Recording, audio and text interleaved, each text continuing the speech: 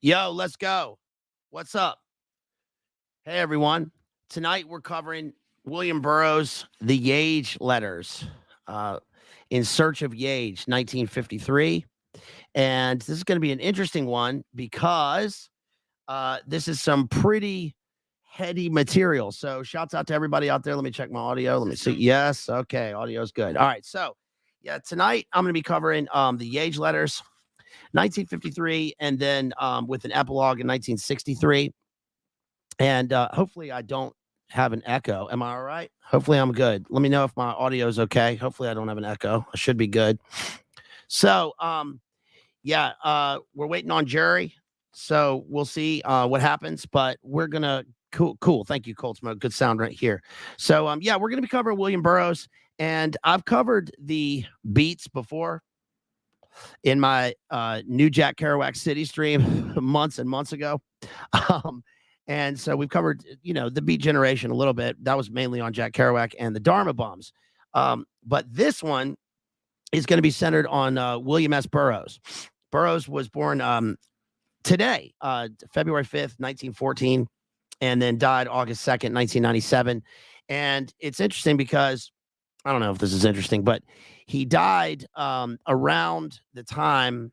I remember when he died because there was a Rolling Stone article in 1997 about his death, and I had just started reading the beats in about 1995, and then I'd gotten to Burroughs in 1977. So, yeah, my camera's real close here, you guys. Sorry about that. Hopefully it'll be all right.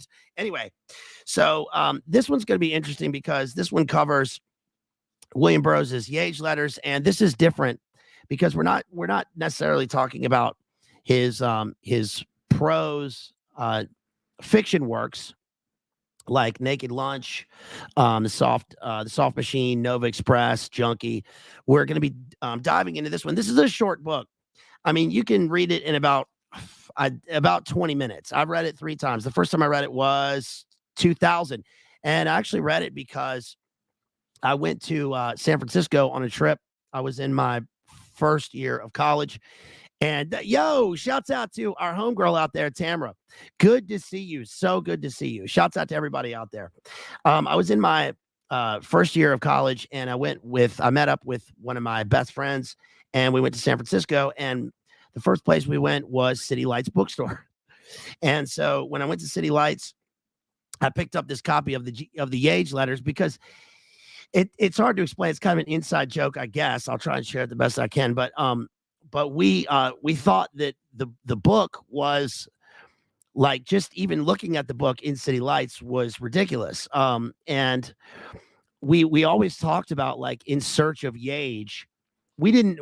I'm going to call it the YAGE Letters because that's what I called it when I got the book, and that's what my joke is with my friends. Probably Yake, but YAGE or Yake. I'm going to call it YAGE. Forgive me, but that's just what I call it because I think it's funny.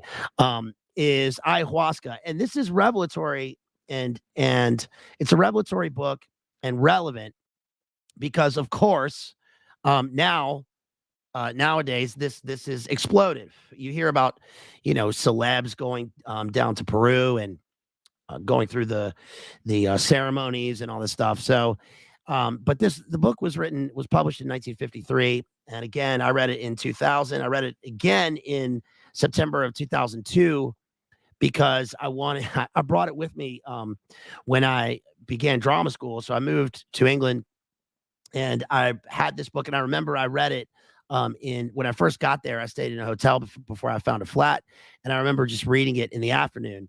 And then, of course, I reread it again yesterday. I'll also be going over this immense biography of William Burroughs by Ted Morgan called Literary Outlaw. And it's a pretty thick volume. I first read this in my note inside the book says, first read in winter, spring of 10th grade, 1997. And then I read it again in 2005. And this is actually my second copy of the book. I have another copy that I picked up at the Strand bookstore in New York, the best bookstore I've ever been to. And then I'll be talking about some other works by Burroughs. I got a big stack down here. So we're going to be covering who William Burroughs was. but mainly we're going to be sticking to the text of the YAGE letters. And this is interesting because the letters are all letters from Burroughs to Allen Ginsberg. And, I got to say that it's interesting going back and rereading this, 20, 21 years later. And, the things that I've learned since then, the things that I've picked up and the amount of perspective, it's completely different because, I think that the thing with the Beat generation is, especially that people who are interested in literature and in in, I don't know, reading and culture, especially like at a young age, tend to get into, are we good? Are we good? We should be good. Hopefully I haven't dropped. And tend to get into the Beat generation because it's kind of a natural process, and that sort of opens up. I didn't get into literature through the Beats, but it sort of opens up other avenues of literature, and you tend to consume all of the stuff. I mean, I've read all of the central characters of the Beat generation, and then all of the sort of outlying characters, Gregory Corso, of course, Ginsberg, Burroughs, all of Kerouac, all the biographies, all the books of poems, and I just sort of have a large, I guess, collection of things from over the years. But this one is interesting because going back into it, it's really dark. It's a dark book. There's a lot in here. There's some stuff in here that I can't really even cover, and it's too gross. But what happens in the book is basically it's a kind of a travelogue book of collected letters of when William Burroughs decided to go in search of ayahuasca or YAGE in Peru, and what that means, and what some of the who are some of the characters that he met along the way, and what's really interesting is what the trip is like and how he describes it. And this is interesting for us because it will play a role into talking about his worldview, and this hits at a lot of what we've discussed in terms of postmodernism and postmodern literature. And I think this is really interesting because we can see how this sort of goes into culture creation and the way that things are now in terms of on a mass scale. Because at the time, I mean, there's a lot to be said for the fact that yes, Burroughs is a literary outlaw, but he is completely co-opted by establishment forces, and it's hard to determine whether a lot of that is purposeful or it's just sort of the way that things converge. But he definitely was involved with Tavistock, Esalen Institute, Naropa Institute, all of these things, and was like a nexus point of culture, of writers, of music. Burroughs, if you didn't know, coined the terms heavy metal. Steely Dan, the band Steely Dan, comes from Naked Lunch, his book Naked Lunch, which was banned for gross things that we can't talk about here.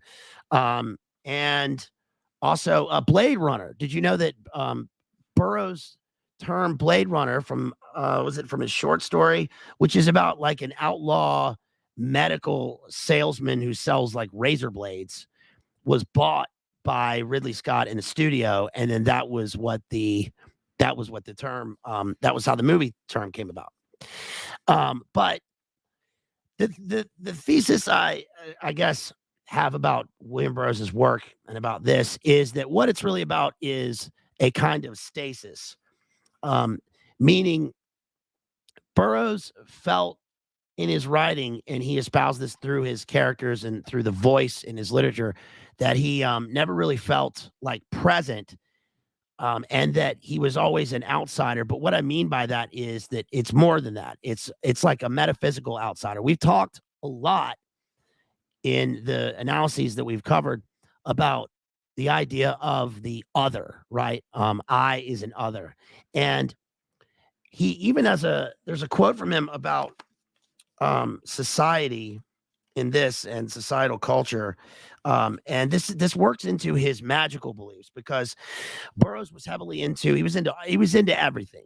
He was into magic, telepathy, um, psychiatry, study of the psyche, and occult magical beliefs. And I think that let me find this quote in here about what he thought about society here because it's pretty interesting.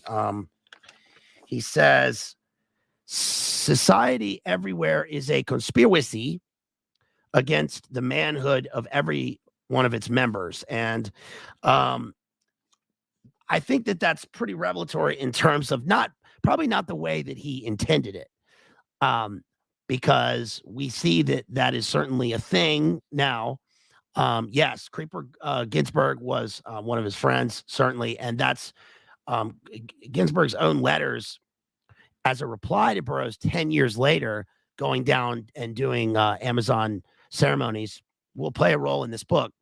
And Ginsburg also was heavily involved in political movements. Cuba sent him to Prague during the Velvet Revolution. He was the proclaimed the King of May. He was involved in other organizations that I don't want to see or I don't want to talk about, but they're gross. But he was also at the Democratic National Convention. He was at the what was it, the Tompkins Square Park riots in New York. He actually lived in the East Village. I lived in the East Village, and I lived a block away from where he lived. He wasn't alive, of course. He died in 1994, I think. So he died well before I lived there, but he lived in the East Village. He was also involved with William Carlos Williams. They had a rapport. William Carlos Williams, of course, we've discussed in terms of poetry and the definitions of poetry, right?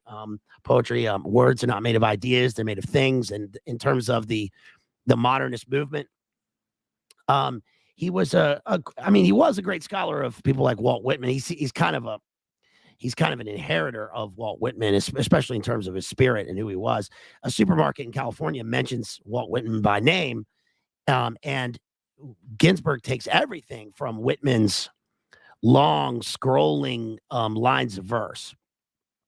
But Burroughs is different because Burroughs said himself that he's kind of he's a very negative figure, but he was a he sees himself as kind of a negation of all things, and he even says that in terms of modernism, that the modern man is kind of a negation of one thing he says about YAGE and psychedelics is that, what did he say? He said psychedelics are basically signify a negation of the very possibility of respectability. They basically turn people into a kind of a living death. At least that's what he experienced through YAGE. And he was also he was purposefully in contact through these kind of rituals, and especially later his magical rituals of in his belief in the kind of magical universe in what he called the great being, but was meant at what he saw, of course, I think, was he saw a demon because when he said that everyone who takes YAGE or ayahuasca eventually comes into contact with this spirit called the vomiter. And he went on to say that basically like this spirit, he felt inhabited him and followed him throughout his life. And there was a panel that he gave because Burroughs did I've got like so much Burroughs information in my brain right now. I'm trying to parse out the different things. There's one documentary of his desk talks. Remember, he did like not a lecture circuit, but it was like what's the guy's name who did Swimming to Cambodia? I can't remember the playwright's name. Anyway, he did a desk talk in New York, a series of them, and in one of them he was taking questions, and somebody asked him about his spiritual beliefs, and he said that essentially the problem with the things that he was involved with means that like when you leave your body, that's what we've talked about many times, that when you leave your body, you're opening yourself up for something else to inhabit it. And I think that the thing about Burroughs is that he was consciously aware of that and wanted it. which is a lot.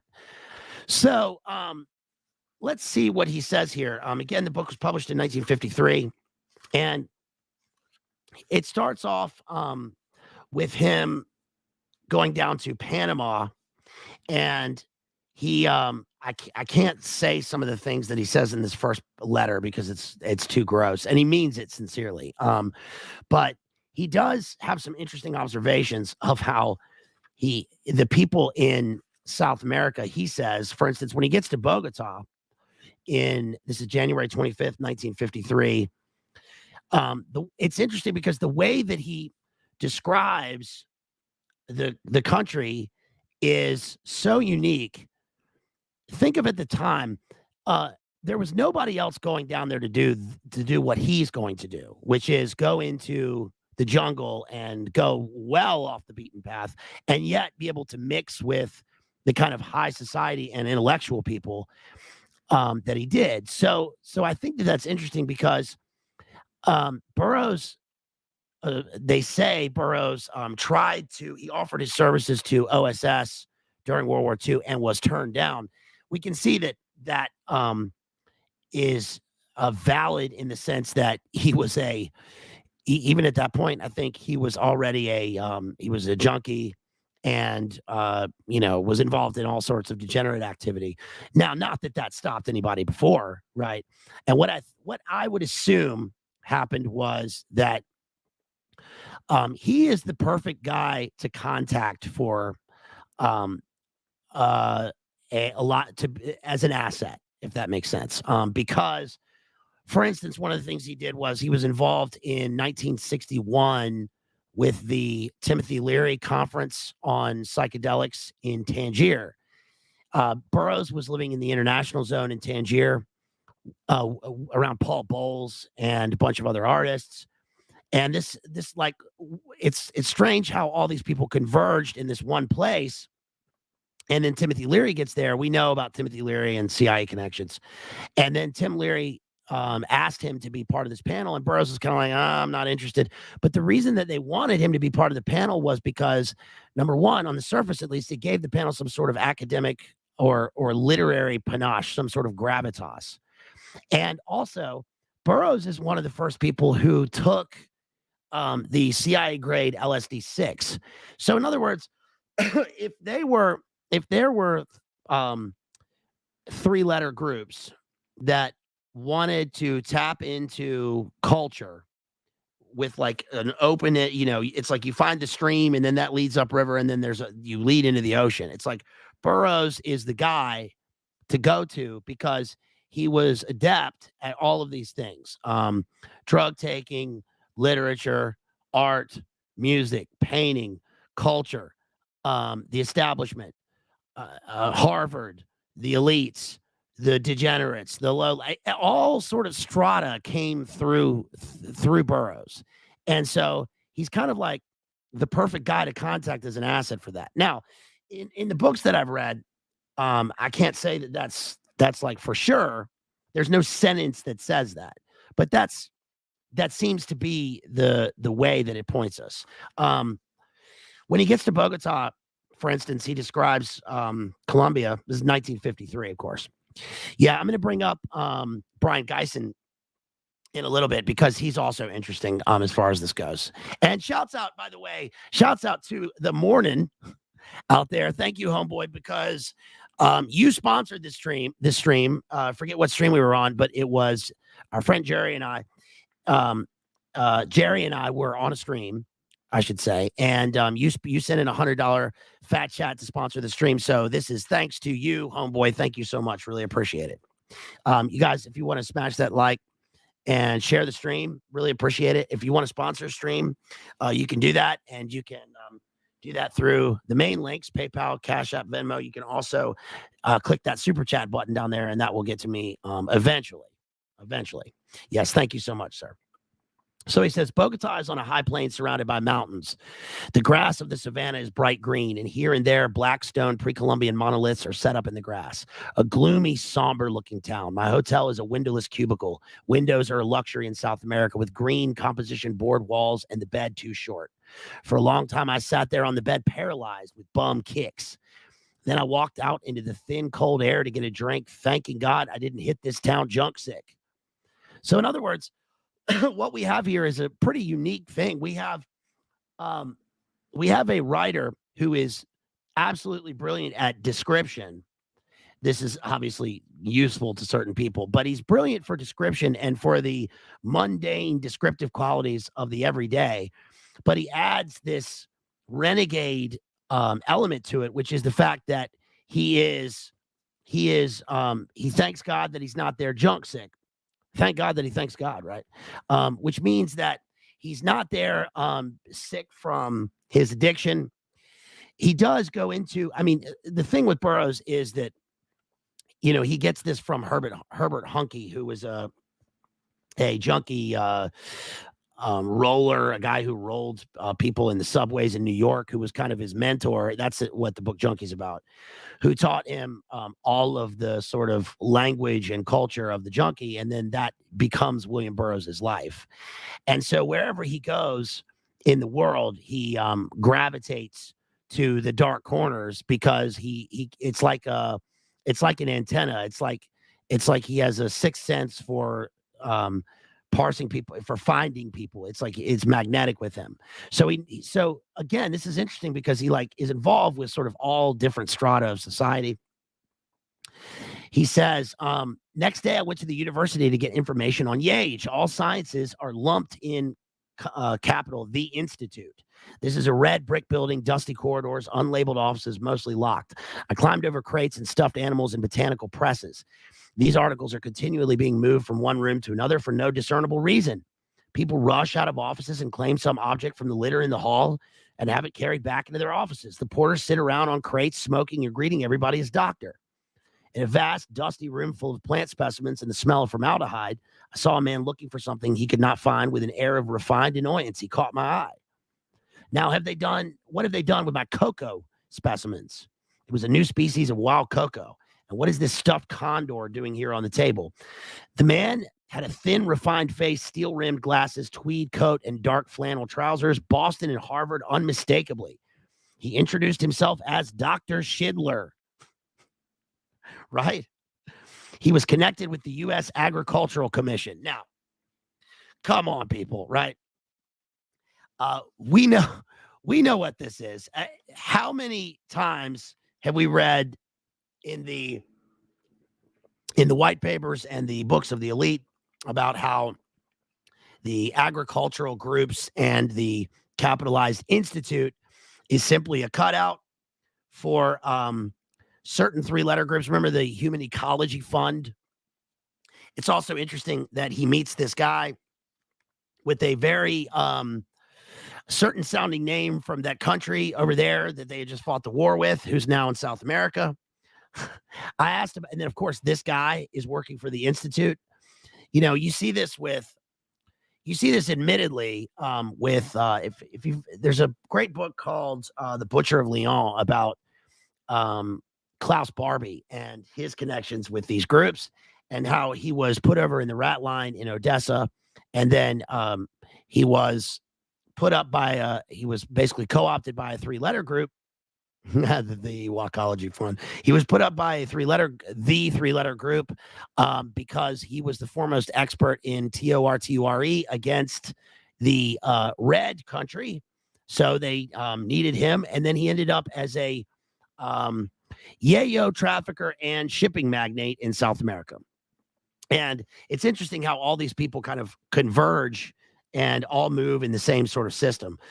I asked about YAGE. Oh, yes, he said, we have specimens here. Come along and I'll show you, he said, taking one last look for his cocoa. He showed me a dried specimen of the YAGE vine, which looked to be a very undistinguished sort of plant. Yes, he had taken it. I got colors, but no visions. Of course, the doctor himself was taking the drug. He told me exactly what I would need for the trip, where to go and who to contact. I asked him about the telepathy angle. That's all imagination, of course, he said. He suggested the Putumayo as being the most readily accessible area where I could find YAGE. So he points him in the direction of where he can find this medicine, or this medicine, meaning this herb, this drug. And again, I find it interesting that all sciences are lumped in at the Institute. And Burroughs at this point in the book is also looking for paregoric. Paregoric is interesting because I first learned about paregoric, it's essentially lean. And I learned about paregoric from the Jim Carroll book, The Basketball Diaries. And then he has a sequel called, that's a great book, by the way. And I've read it like 7 times. And then there's a sequel called Forced Entries, which is a triple pun, where I've told you about this before, you guys, where he's at an art exhibit he's working as an assistant to an artist in the book. And this is interesting because he's working for an artist who is a client of Dr. Feelgood, the actual Dr. Feelgood, who was was he German? Was he East German? He was he was an East German doctor who was the guy who supplied all of the rich and famous with their substances. And then remember, that plays a part I read in I forget what book it was. Maybe it was that Khrushchev book about how Khrushchev and Kennedy were at odds with each other at one of their summits, because they were both clients of Dr. Feelgood, and Dr. Feelgood was out of town because Kennedy was on it because of his injuries in the PT boat. So anyway, so Jim Carroll has to go, and he has to, connect with this guy. But it's interesting because that artist, he's working as an assistant to him, kind of like he also talks about the factory. Jim Carroll worked in the factory with Andy Warhol. But there's one time when he's at an art show, and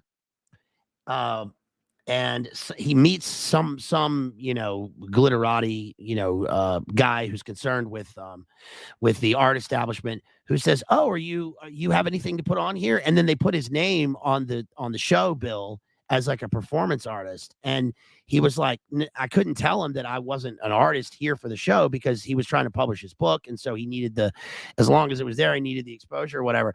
So what he did was he went across the street to the drugstore, and he got some hairspray and a lighter, and then he went back into the place, and he saw a cockroach, because it's New York, so he put a cockroach in a cup.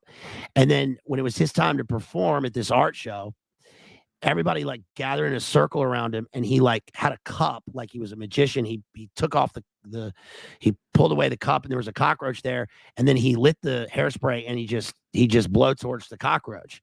And he said I didn't know what the fuck to do. But he got this write-up in the Village Voice that was like, brilliant young artist, symbolizes the postmodern capitalist war state by blowtorching cockroach, symbolizing the everyday citizens. And he was just totally, he just, it's just whatever. He was like, it's a total joke. But Allen Ginsberg is also in that, and he had to set up a show for Allen Ginsberg to do one of his readings.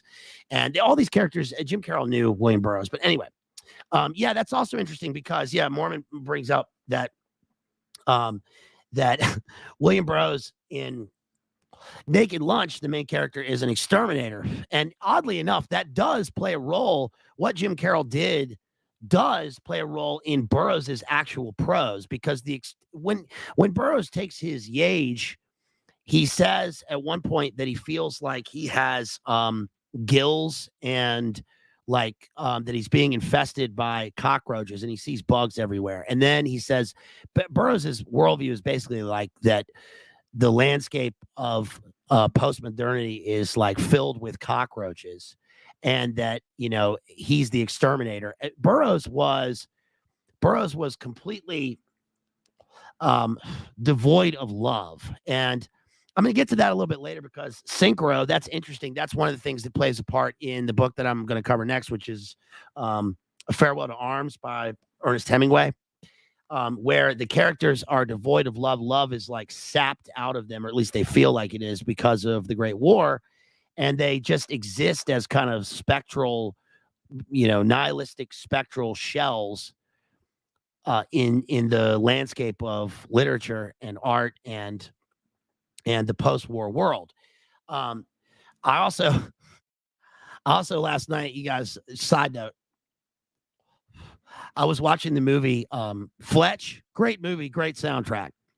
And it just, came on the Boomer TV. And there's a scene where this probably isn't very funny, but there's a scene where he goes to ask this guy questions or whatever, and then the secretary comes in and goes, she goes, more sugar, Mr. Poon? Because his alias is Mr. Poon. Kind of like, remember when he goes to the place and he says, yes, Igor Stravinsky is his name. Anyway, it's funny. But what I thought of was like an alias for an exterminator, and the name I came up with was Cletus Poon. Isn't that a good name for an exterminator? Sorry. All right. It's probably not that funny. Cletus Poon, exterminator. He hands you a card. All right. So whatever. I'm just having fun. So let's see. On page, I don't know where I was going with all that, but on page 10, he takes a bus into Cali in Colombia. He says, Dear Al, that's Allen Ginsberg. Dear Al, I took a bus to Cali because the Autofero was booked solid for days. Several times the cops shook down the bus and everybody on it. I had a gun in my luggage stashed under the medicines, but they only searched my person at these stops. Obviously, anyone carrying guns would bypass the stops or pack his guns when these sloppy laws wouldn't search. All they accomplished with the percent system is to annoy citizens. I never met anyone in Colombia who has a good word for the Policía Nacional. The Policía Nacional is the palace guard of the Conservative Party. The army contains a good percentage of liberals and is not fully trusted. Of course, this is part of the dialectic. But remember, this is like post-World War II, post-World War II South America, which was infested with the paperclip activities of the militarization of the police. He says, the PN is the most unanimously hideous body of young men I ever laid eyes on. They look like the end result of atomic radiation. There are thousands of these strange, loudish young men in Colombia. If there's anything to say for the conservatives, I didn't hear it. They are an unpopular minority of ugly-looking shits. This is basically his way of describing all of this stuff. And you can see where Hunter S. Thompson like really stole from this. So we covered Hunter S. Thompson in Songs of the Doomed, and he essentially gives the same description over and over. He does that in Fear and Loathing in Las Vegas. Remember, he says, this is the 6 REICH. This is what the whole HEP world would be doing if the Hortlers had won the war. When he goes into the circus. He talks about how in Cali they have a no political crime, even safe crackers, big operators and crimes are rare in South America. We actually discussed that again, intersexuality. We discussed that when we dealt with the book Heat 2, because remember that dealt with armed robbery and safe cracking and sort of high line burglary. With Val Kilmer's character from the movie in Heat 2 goes down to, was it Uruguay that he goes down to? I had a teacher, my Spanish teacher. I think I've told you guys this before, but my Spanish teacher was this cool dude. He's one of the guys who, when I was in 9th grade and I was reading On the Road, and he came up and he said, oh, Peligro. That was my name. He said, oh, Peligro, I see you are reading On the Road. He was an interesting character, my teacher, because he was an Anglo whose parents, they were expats in Uruguay, and then he went to Harvard and was a classmate of Ted Kay, and he told me that when he read On the Road, he dropped out of school for a year and went on the road. He went on the Continental Highway all the way down from the States down to South America.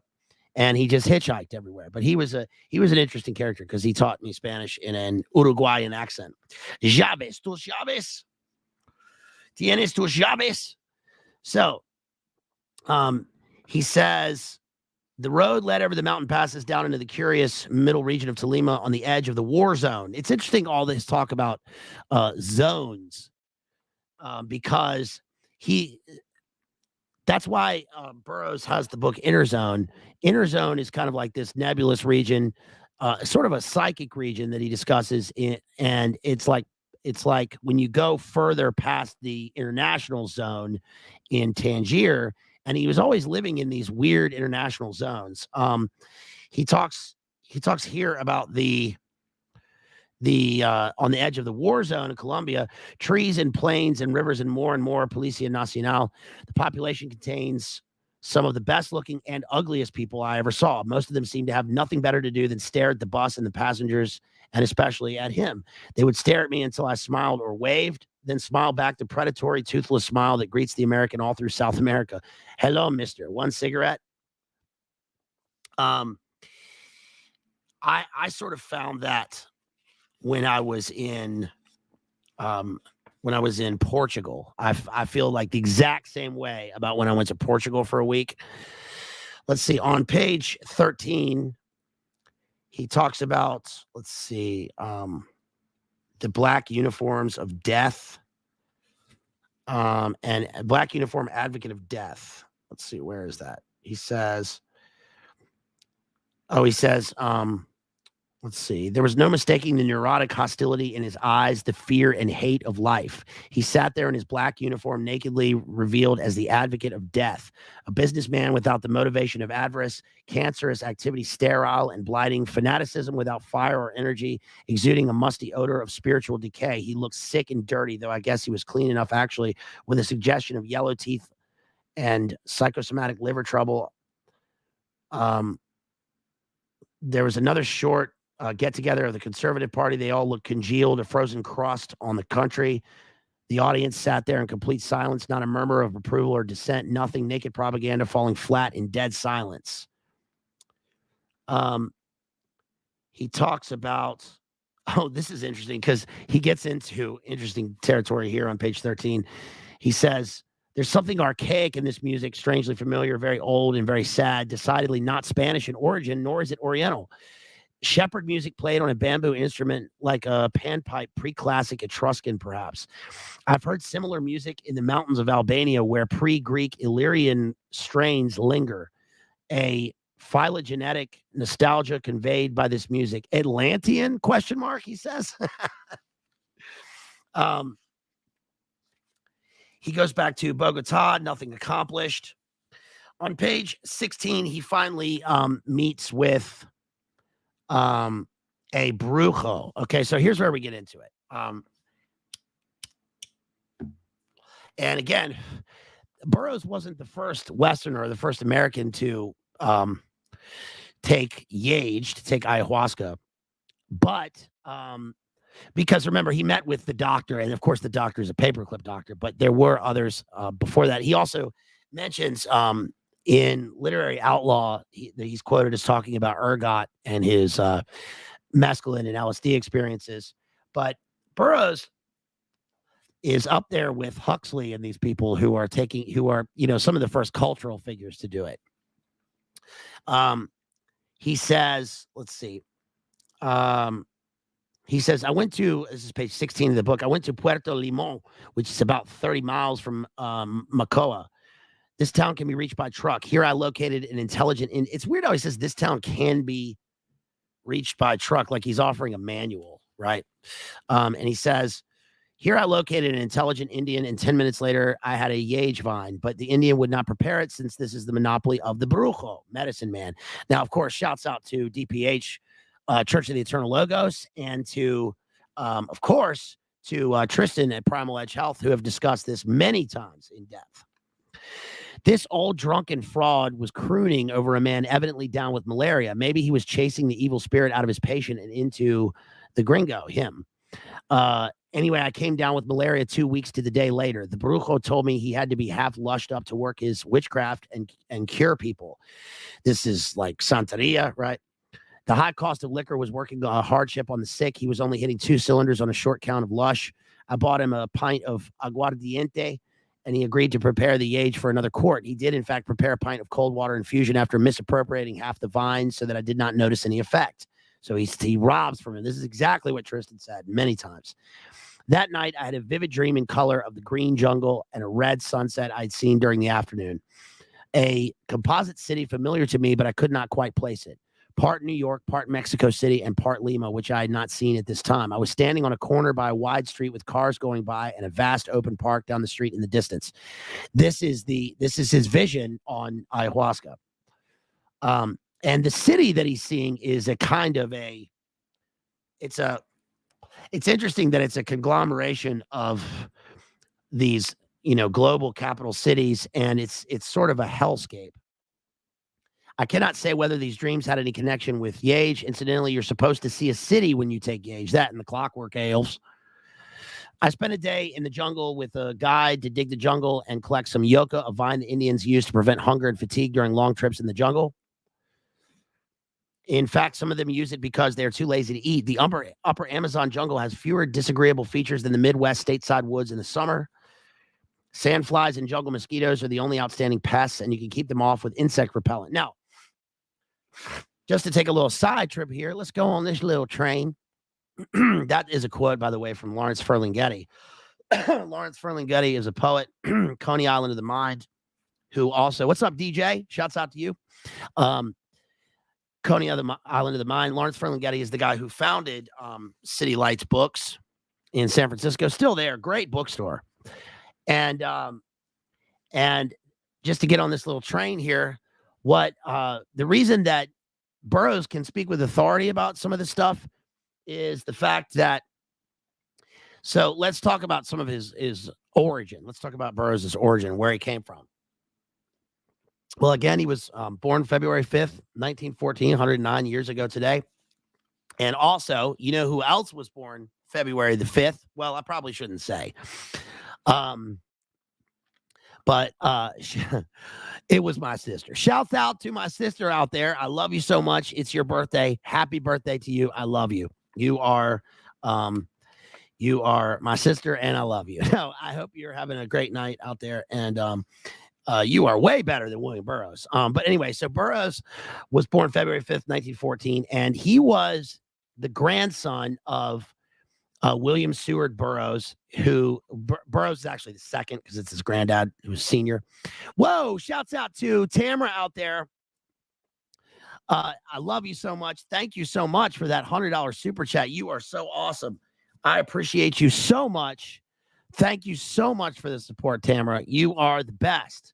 Everybody, go over to Tamara Hathaway, Philippians 4:3's channel, and sub to her. She's got beautiful content, and she's a longtime friend and one of the OGs of the JDJ's Analysis channel, and she's a great friend here. So thank you so much, Tamara. You are the best. I really appreciate that. That means a lot. So William Burroughs was the grandson of William Seward Burroughs, who invented the Burroughs adding machine. The Burroughs adding machine is basically the precursor to one of the precursors to the calculator and the computer. And this allowed the Burroughs family to have a fortune. And Burroughs lived on a $200 a month. I'm sure it became more, but starting from a young age, he had a $200 a month allowance. $200 a month is at least in the 1950s is like about $5,000 a month now. So he never had to work. He never had to lay down a job. But he had an allowance. He had a trust fund. His family actually sold their stake in the Burroughs Corporation, but Burroughs Corporation is still around, and is a subsidiary of somebody else now, but they still continue to make mainframes for computers. And another thing about Burroughs is that, in other words, he was born in a well-off, well-to-do St. Louis family.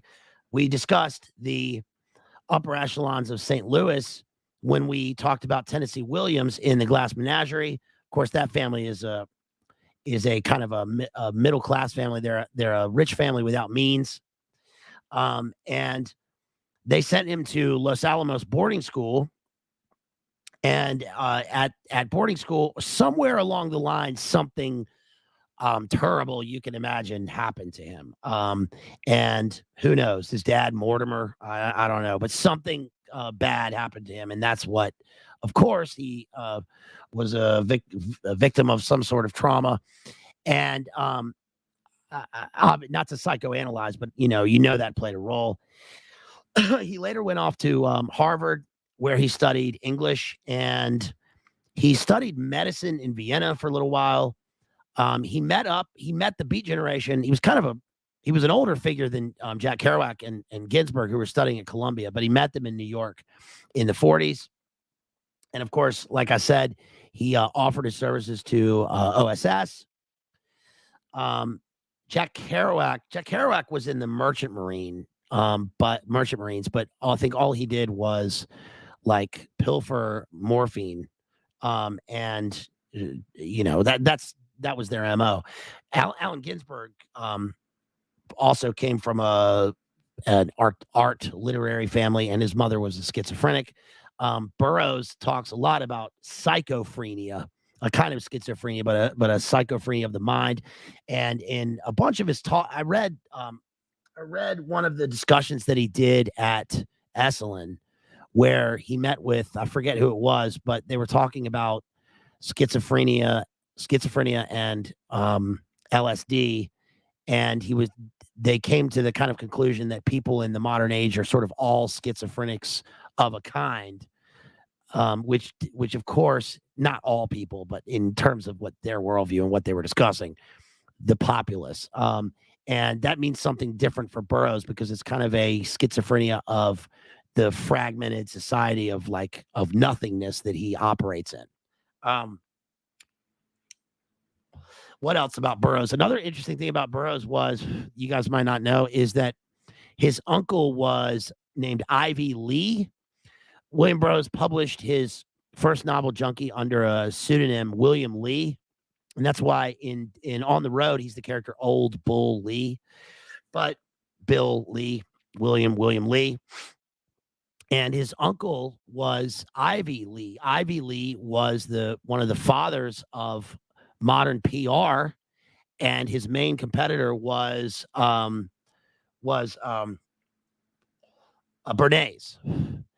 So Bernays and Ivy Lee were operating at the same time, and then of course Ivy Lee, his main client was J-Rock, and remember when the J-Rocks went through the big PR sort of rehaul, redux, because of all the disasters and all the shenanigans they were doing, and then they had a complete redo of all of their PR, and that's when they started doing all the philanthropy stuff with the Rock Foundation, as they say. Shouts out to not Colbert Report.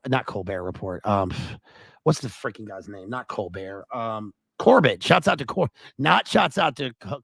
Shouts out to Corbett Report, who I remember, who did a huge thing on that years ago.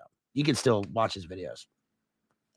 But it's interesting that, he's tied in with Bernays, Rockefeller's computer technology, and that Burroughs, this provided sort of an MO. Yeah, LMAO. This provided a sort of an MO for the rest of his life in terms of his writing, because Burroughs was very much into technology and kind of cyberpunk. In fact, even just punk, he was seen as a sort of a godfather of punk, the punk music.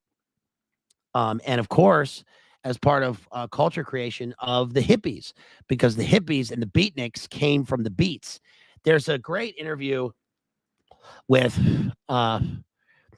Jack Kerouac and Ginsberg on the Ed Sanders show, where they are questioned by the hippies, and the hippies are saying, they're not saying yo, they're saying, hey man, thank you for, founding the hippie beatnik movement. And Kerouac, who was in the grips of mortal alcoholism at the time, said basically, like, I don't want anything to do with this. And Burroughs said the same thing about the punk, but that's for a different reason. Kerouac said it. They questioned him. This was clever. They questioned him about what were his values. What did he believe in? And he said his values were piety and humility. And they said, yeah, but what about the atomic movement? And he said, what do you mean? And they said the atom. And he said, I'm paraphrasing here, but he says something like, I only consider one atom, and that's atom. And they're dumbfounded. They don't know what this means, right? And he's not talking about atomic atoms. But anyway, so that's interesting. Burroughs, of course, had a completely different perspective, but it was still along the same sort of parallel lines. Okay, so yes, so that's sort of Burroughs' his where he comes from. Shouts out to Elias out there who drops $4.99 or $4.99 super chat. Thank you so much.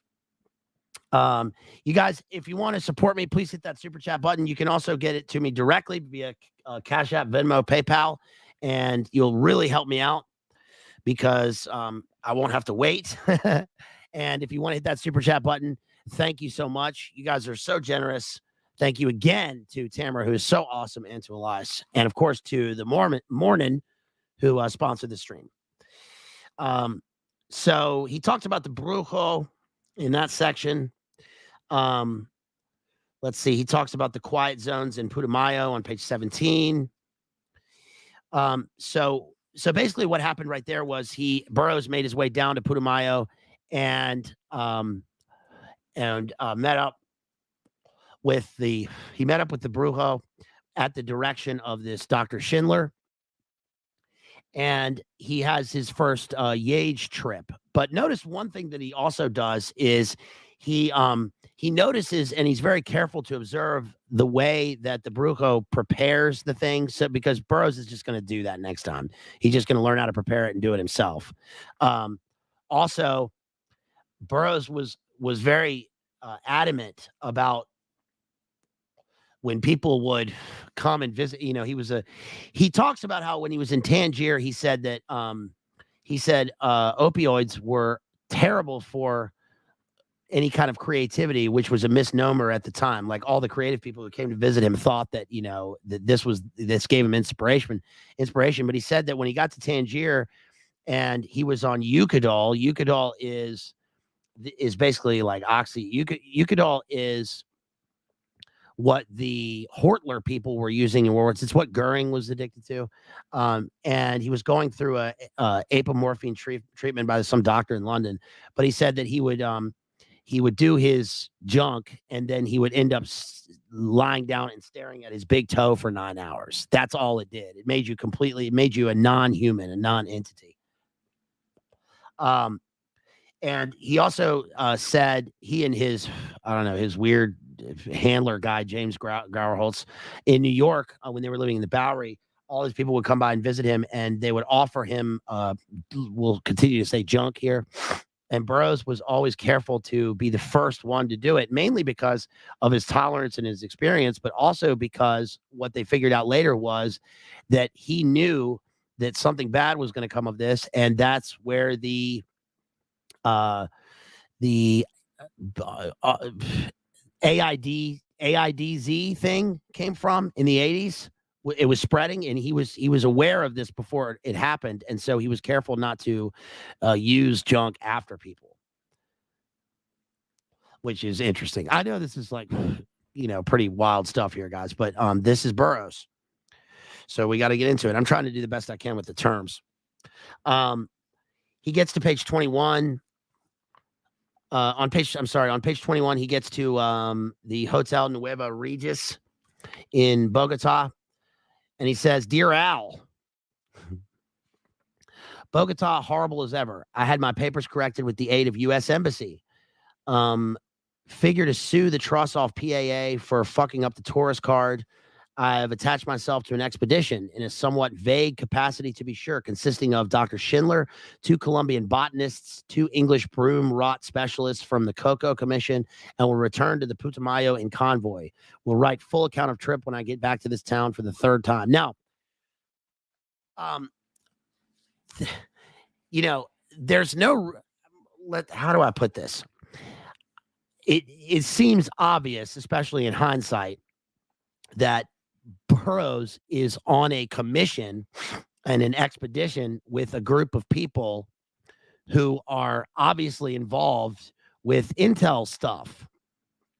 How many times have we seen this with Lily and all these people, and they go to Mexico and they discover ergot and all of the various 3-letter people that go down and do these things, and the people that he's with they just reek of this. Now, why would he not just say that in his letters to Al? I don't think he had any qualms about just saying what he was doing. Probably because I would assume that he had enough discernment to know who the people were, but also the discernment in terms of how he was operating not to say it, especially in a letter through the foreign post. It's just speculation. But also because there is a legitimate veneer of research and observation, at least at the time. So I don't know. Who knows? But it seems in hindsight, knowing what we know now, that these people just have this aura, this dark aura of early MK Ultra stuff. On page 22, he is mistaken for a Texas oil man. And it's interesting what he says about oil in South America. Because, think how early this is. This is before like the Shah. I think this is before the Shah in Iran. And also in the Getty book, I've got a book on Getty, and Getty went to Saudi Arabia. And remember that they bought up all the oil on the cheap because they just had no idea about it. Also, there was, what's the guy's name? What's the guy's name in the Cambridge 5 whose dad converted? You guys, the main spy, the guy who became the spy. Help me out here. I got too many names going through my head. The name of the guy who was the spy whose dad made contact with the oil people and converted because of it for the British. Somebody help me out with his name. So he says on page 22, back in Bogota, I have a crate of YAGE. I've taken it more or less how it is prepared. By the way, you may see my picture in Exposure, which is a magazine. I met a reporter going in as I was going out. He says, let's see. The character is shaking down the South American continent for free food and transport and just discounts on everything he buys with we got like 2 kinds of publicity, favorable and unfavorable. Which do you want, Jack? Routine. What a shameless mooch, but who am I to talk? Flashback, retraced my journey through Cali, Papayan, and Pasto to Macoa. I was interested to note that Macoa dragged Schindler and the 2 Englishmen as much as it did to me. This trip, I was treated like visiting royalty under the misapprehension I was a representative of the Texas Oil Company traveling incognito. Free boat rides, free plane rides, free chow, eating in officer's mess, sleeping in the governor's house. The Texas Oil Company surveyed the area not Ian Fleming. No, not Ian Fleming. I got to look this up. Who was the guy, the Cambridge spy guy? I can't remember his name.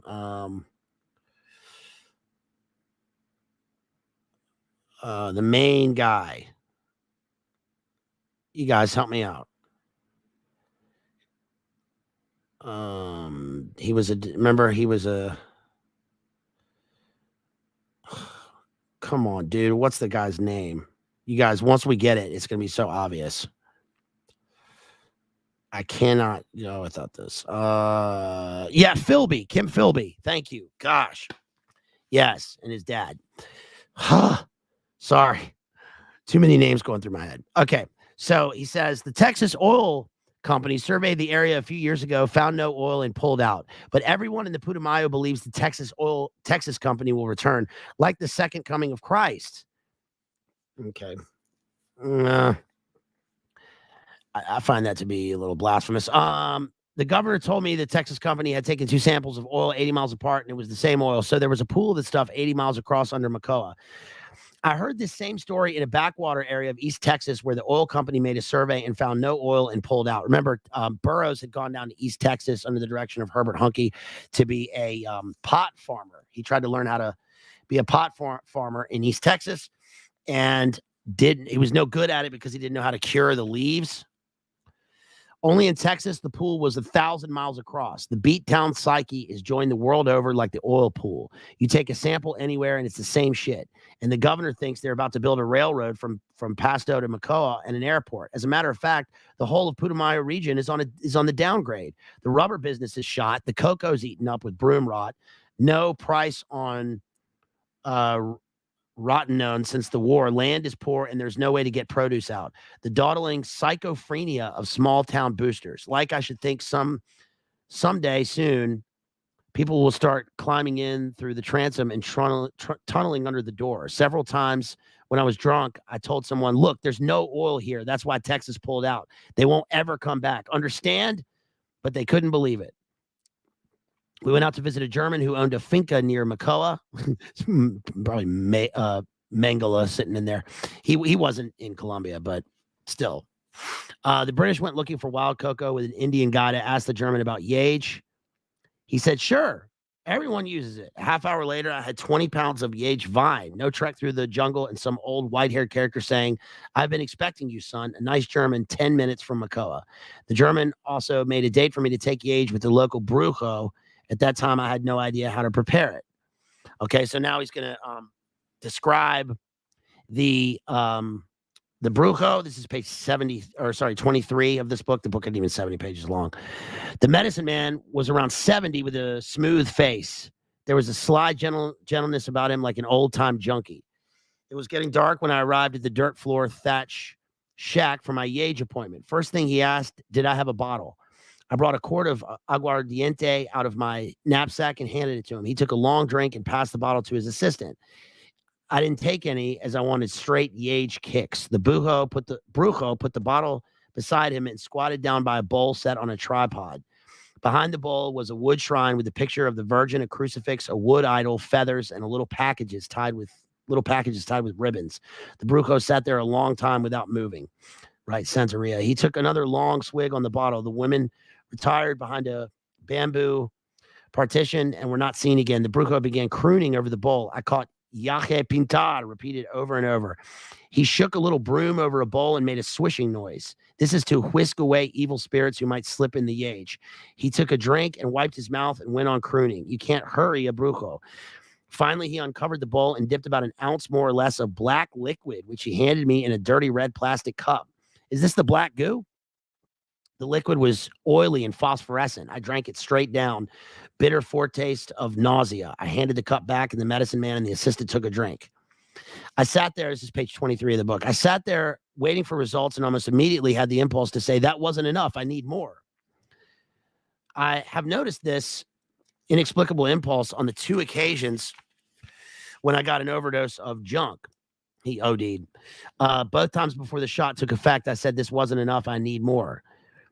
Roy told me about a man who came out of jail clean and nearly died in Roy's room. He took the shot and right away said that wasn't enough and fell on his face out cold. I dragged him out in the hall and called an ambulance. He lived.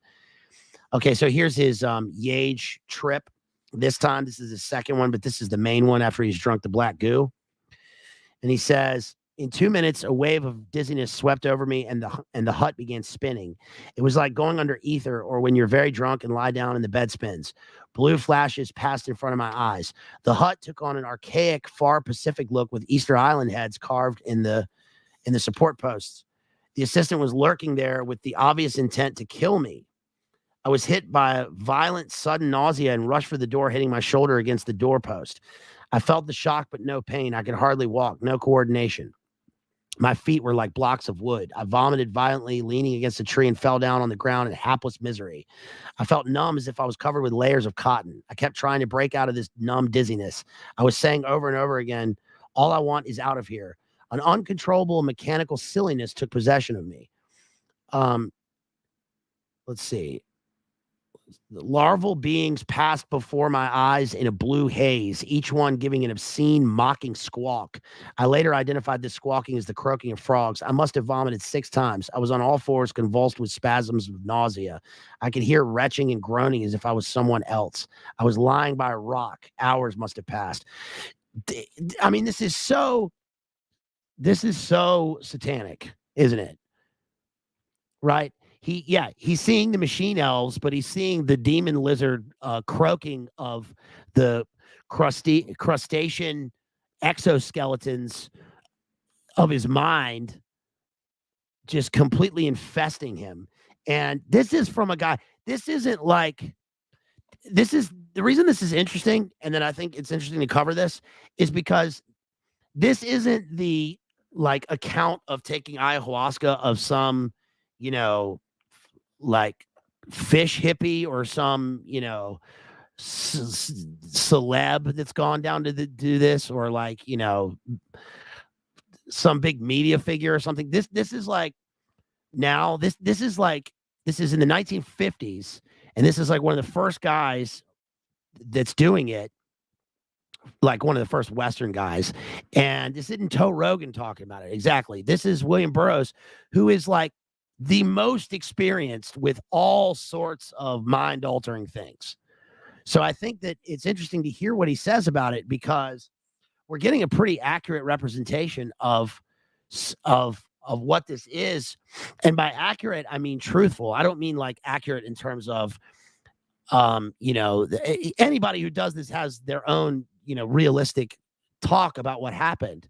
But a lot of times I think when you hear them, they don't understand it. And I think that Burroughs understands exactly what he's doing and exactly what he's going through, and has a much more truthful take on it because he understands the metaphysical implications of this.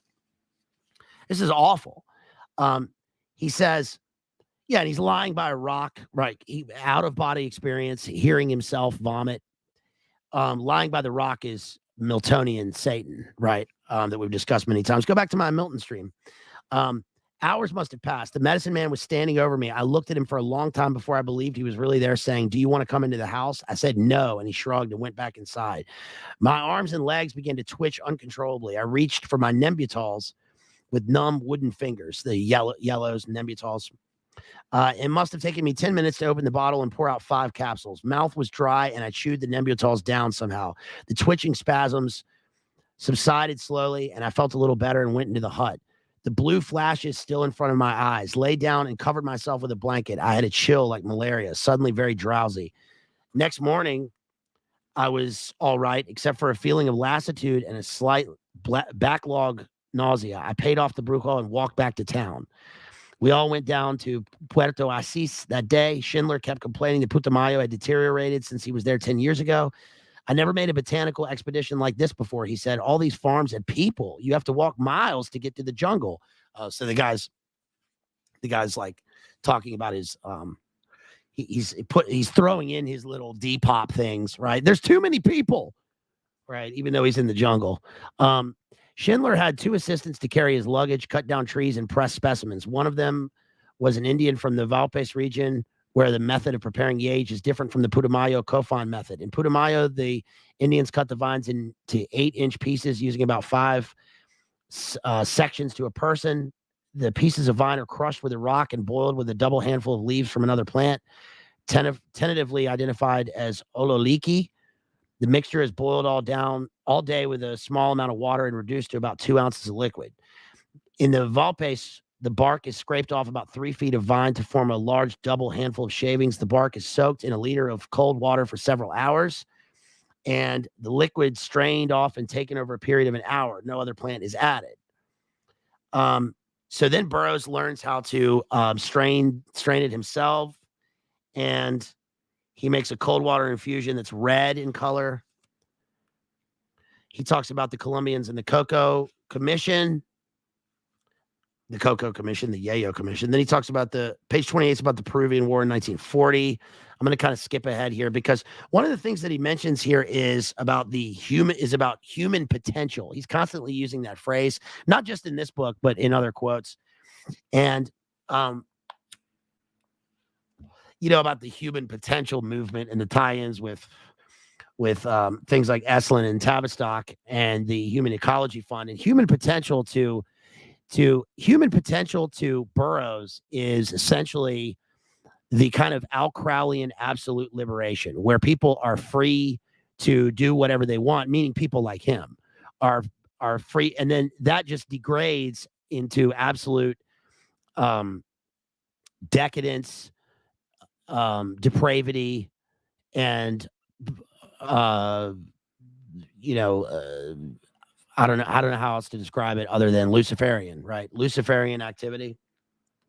Remember Burroughs also, when he was living in Mexico City, I haven't gotten to this part yet. I mean, this isn't in the book, but in Mexico City, one of the things, yeah, exactly, Silent Juice.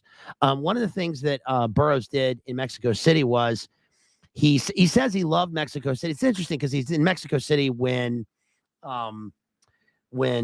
Howard Hunt is down there and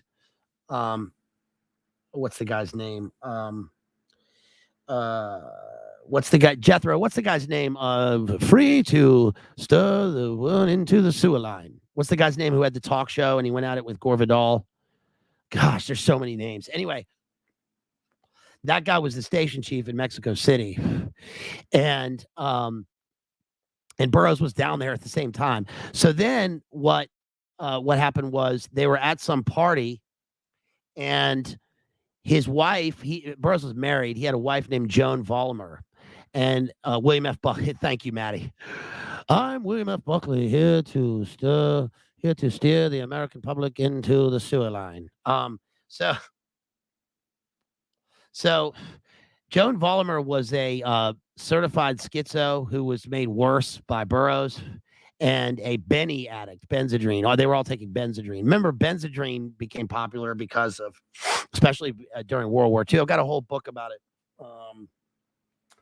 I got two books about how the drug experiences during the third REICH made their way in a kind of paperclip way into the public. And we even covered this with the Elvis stream. Remember, they would give Benzedrine and methadrine, uppers to these tank divisions in Germany. His wife was addicted to them, and they were down in Mexico City. And Burroughs, being a fanatic of weapons, she asked him to, they played a game of death, and one of them at least bet that that he could not do a William Tell act, and he proceeded to tell her to put a shot glass on top of her head, and he shot her in the head. He then got out of this because of his family connections and his lawyer, the family corporate lawyer, and essentially, I think paid off the authorities, and then he was banned from Mexico. But it's just interesting. It's interesting how all this stuff takes place. And let's see. Where was I going with this? The next part is, the human potential movement. He says, I can't really read the section that talks about what he means by human potential, but it's creeper activity. So I'm going to skip that. Yeah, he killed his wife. He said, but I will say, he says, let's see. This is what he says, what we need is a new Bolivar who will really get the job done. This is, I think, what the Colombian Civil War is basically about, the fundamental split between the South American potential and the representative Spanish life-fearing armadillos.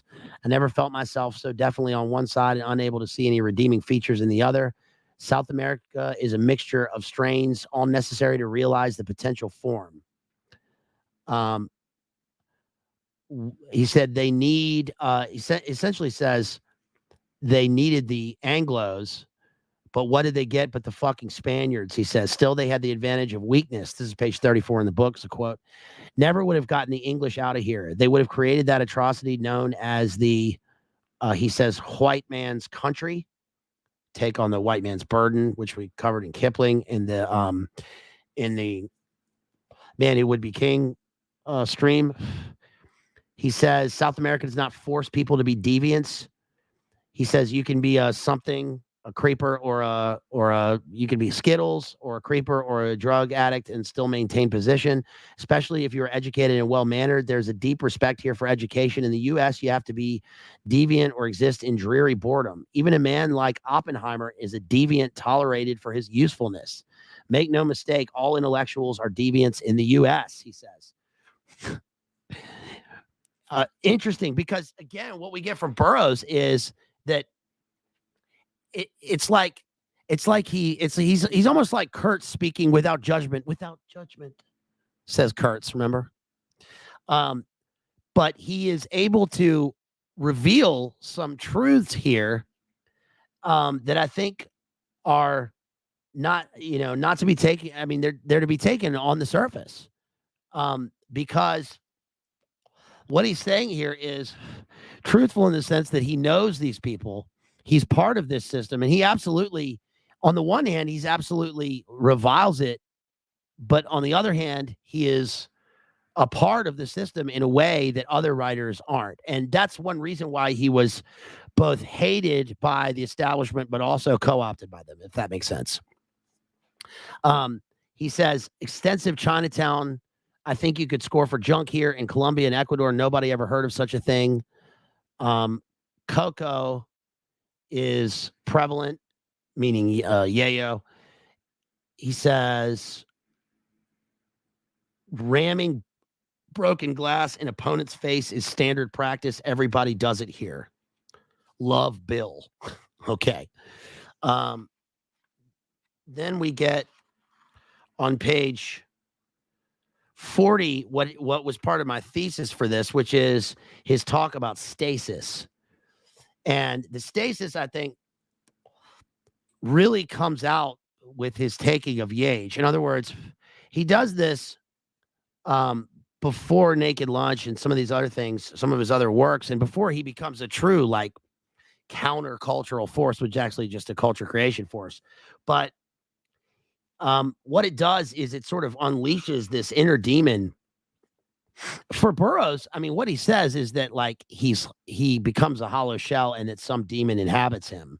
And part of that is realizing what he says about stasis. He says on page 40, he's in Peru at this point, and it says, Dear Alan, comfortable, well-run hotel like a mountain resort, cool climate, very high jungle, a group of upper-class Peruvians in the hotel. Every few minutes, one of them yells, Senor Pinto. He runs the hotel. This is Latin American humorous routine.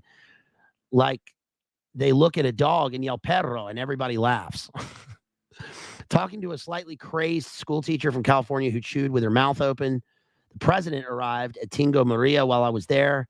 Terrible nuisance. No dinner till 9 o'clock, and I made a scene with the waiter and walked to town and ate a greasy meal.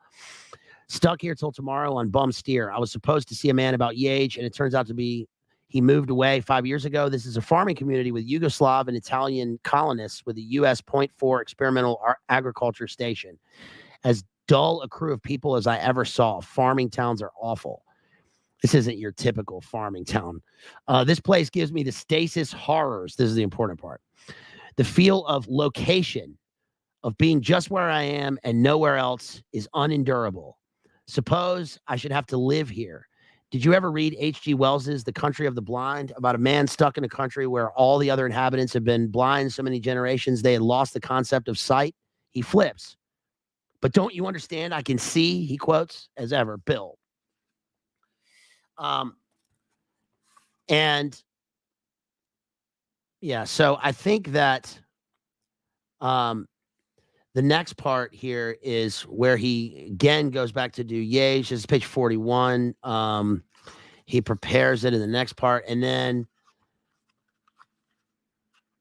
let's see, on page 49 is probably the climax of the book. It's not a narrative. I mean, it forms a narrative in terms of its editing, but it's just a series of letters.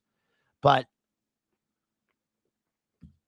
on page 49, he talks about the great being and the vomiter, and he even draws a picture of it, which I'm going to show you in a second. So he says, the first time, much stronger than the drink I had in Lima, ayahuasca can be bottled and transported and stay strong as long as it does not ferment. Needs well-closed bottle. Drank a cup, slightly old stuff, several days old and slightly fermented also. Lay back, and after an hour in bamboo hut outside his shack where he cooks, began seeing or feeling what I thought was the capital great being or some sense of it. I lay back in that for a while. Only imagine I can come up with is of a big black hole of God knows through which I peered into a mystery, and the black hole surrounded by all creation, particularly colored snakes, all real.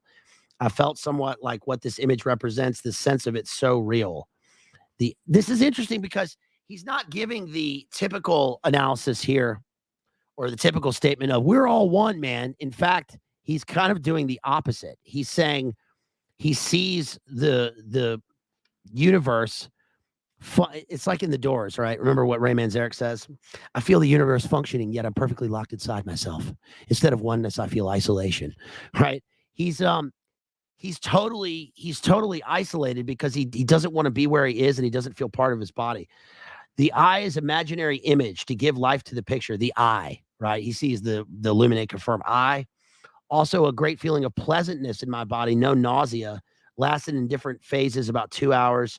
The effects wore off after 3. The fantasy itself lasted from 3/4 of an hour after I drank to 2.5 hours later, more or less. Interesting that he spells fantasy, Phantasy, which is, number one, the name of a record label run by Errol Alkin. They make great electro.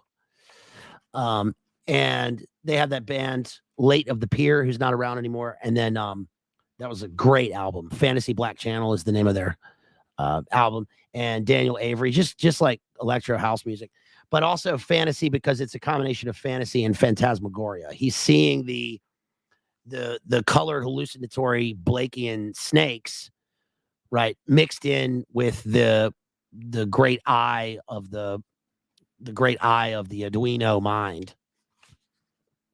He says he went back to the maestro, and gave him 35 soles, $1.50 for services, and talked with him about peyote and LSD. He'd heard of peyote. He's a mestizo who studied in San Martin. He gave me samples of his mix, uses young cultivated ayahuasca plant in his backyard, and mixes about half and half with a catalyst known as the mescla, which is another leaf known in Kama Indian language as kahwa, and locally by him in Pucallpa is called chacruna. Sorry for the names. Said he'd get me more samples to bring back to Lima Natural History Museum to identify. Cooks the mixes together all day and strains the broth, gives the drain leaves a second cook too.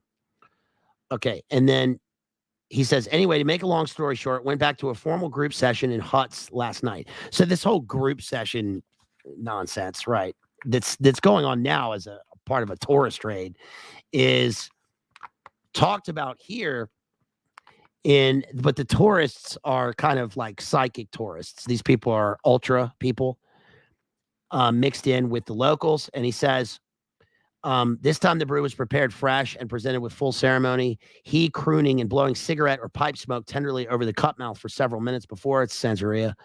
Enamel cup. I remember your plastic cup. Then I light cigarette, blow a puff or smoke over it, cup, and drain. Is this?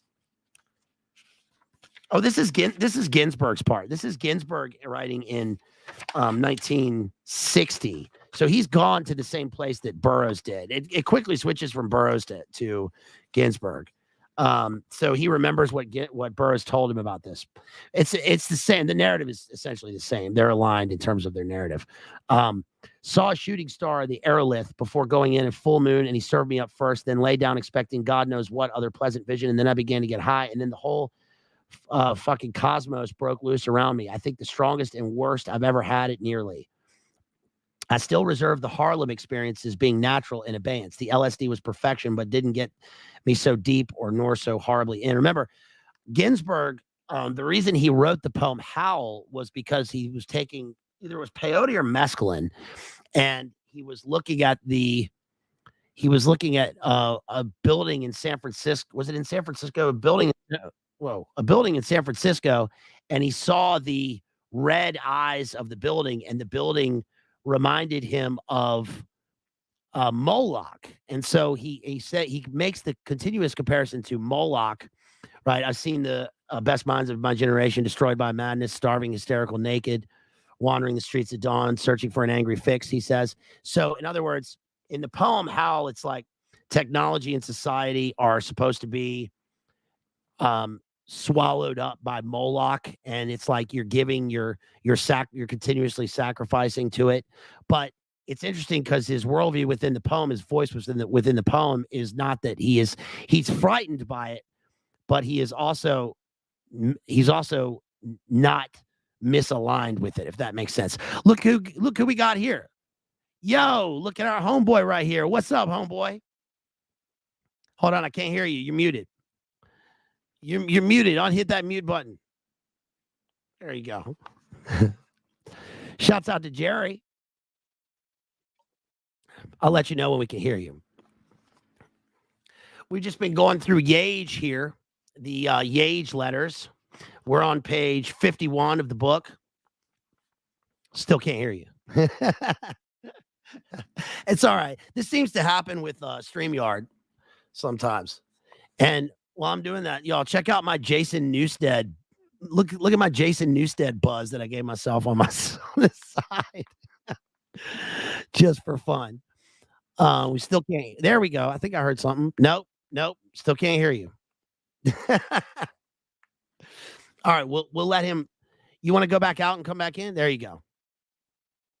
Yo, shouts out to Jerry and shouts out to everybody out there. If you want to support me again, you can. Let's see. Shouts out to Mikhail Technoart Graphics, our homeboy, who sends $20. And he says nothing because he's our homeboy and we love him. Thank you so much, Mixie. Really appreciate you, homeboy. And thank you for the super chats, everybody. Thank you, Tamara. Thank you, Elias. Thank you to the morning. And anybody else who wants to support, please drop in a super chat via PayPal, Cash App, Venmo, or you can click the super chat button. And those first three get to me immediately. I can really use the support. Got to keep this operation running here, even though it's just me in front of some lights. And Jerry's going to come back in a second. There he is. Let's see if we can hear him now. Hold on. Let's see. There we go. All right, now we got you. Now we got. Oh, now you got the different headset on now, and now you got the. That's all right, LaRonda. I'm at work, but I can talk. The Xbox 360 headset. Yeah. There you go. Dude, I'm so sorry, man. You're good. You're good. If you can't tell, I was asleep. I figured. And this is not the first time I've done that either. Mm-hmm. So that's pretty bad, man. I mean, YouTube isn't known for its professionalism, but I take being an idiot to the next level. I was really excited for the show too. I mean, I'm so sorry, dude. I'm bummed. No, man, we're happy to have you, and I love you, and I'm just glad that you're here. So yeah, thank you. All right, so where are you in the story? Well, we're almost done with the letters. Yeah, we're still going to talk about Burroughs in general. I've given a kind of a brief history of his provenance, I guess, where he came from, what he was involved with. We talked about Rockefellers and Bernays.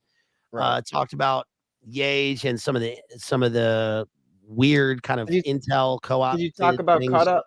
Did you talk about the cut up method? No, I was going to do that after this, and it'd be great if you would speak on that after this. And I'm just finishing up here basically by talking about Ginsberg and what Ginsberg saw as the great being. Now, this is interesting. This is Ginsberg's drawing in the book of what he saw as the great being. Notice the illuminate, confirm eye. Right. So we see the little eye squiggles. We see the eye squiggles, and we see the illuminate, confirm eye. And it's interesting because the way that he and Burroughs both described it is, if you look at that on the bottom, it's like that. Yeah. I'm not going to say what that looks like, but it's pretty obvious. And if they feel like they're being enveloped in a kind of a weird Alcralian sexual warmth, But I also think the drawing's interesting because I see this as like an inversion anti-take on seeing seraphim.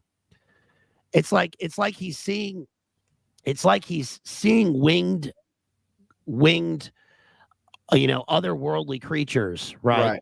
That are totally I can totally see that because during the Ginsburg response, he definitely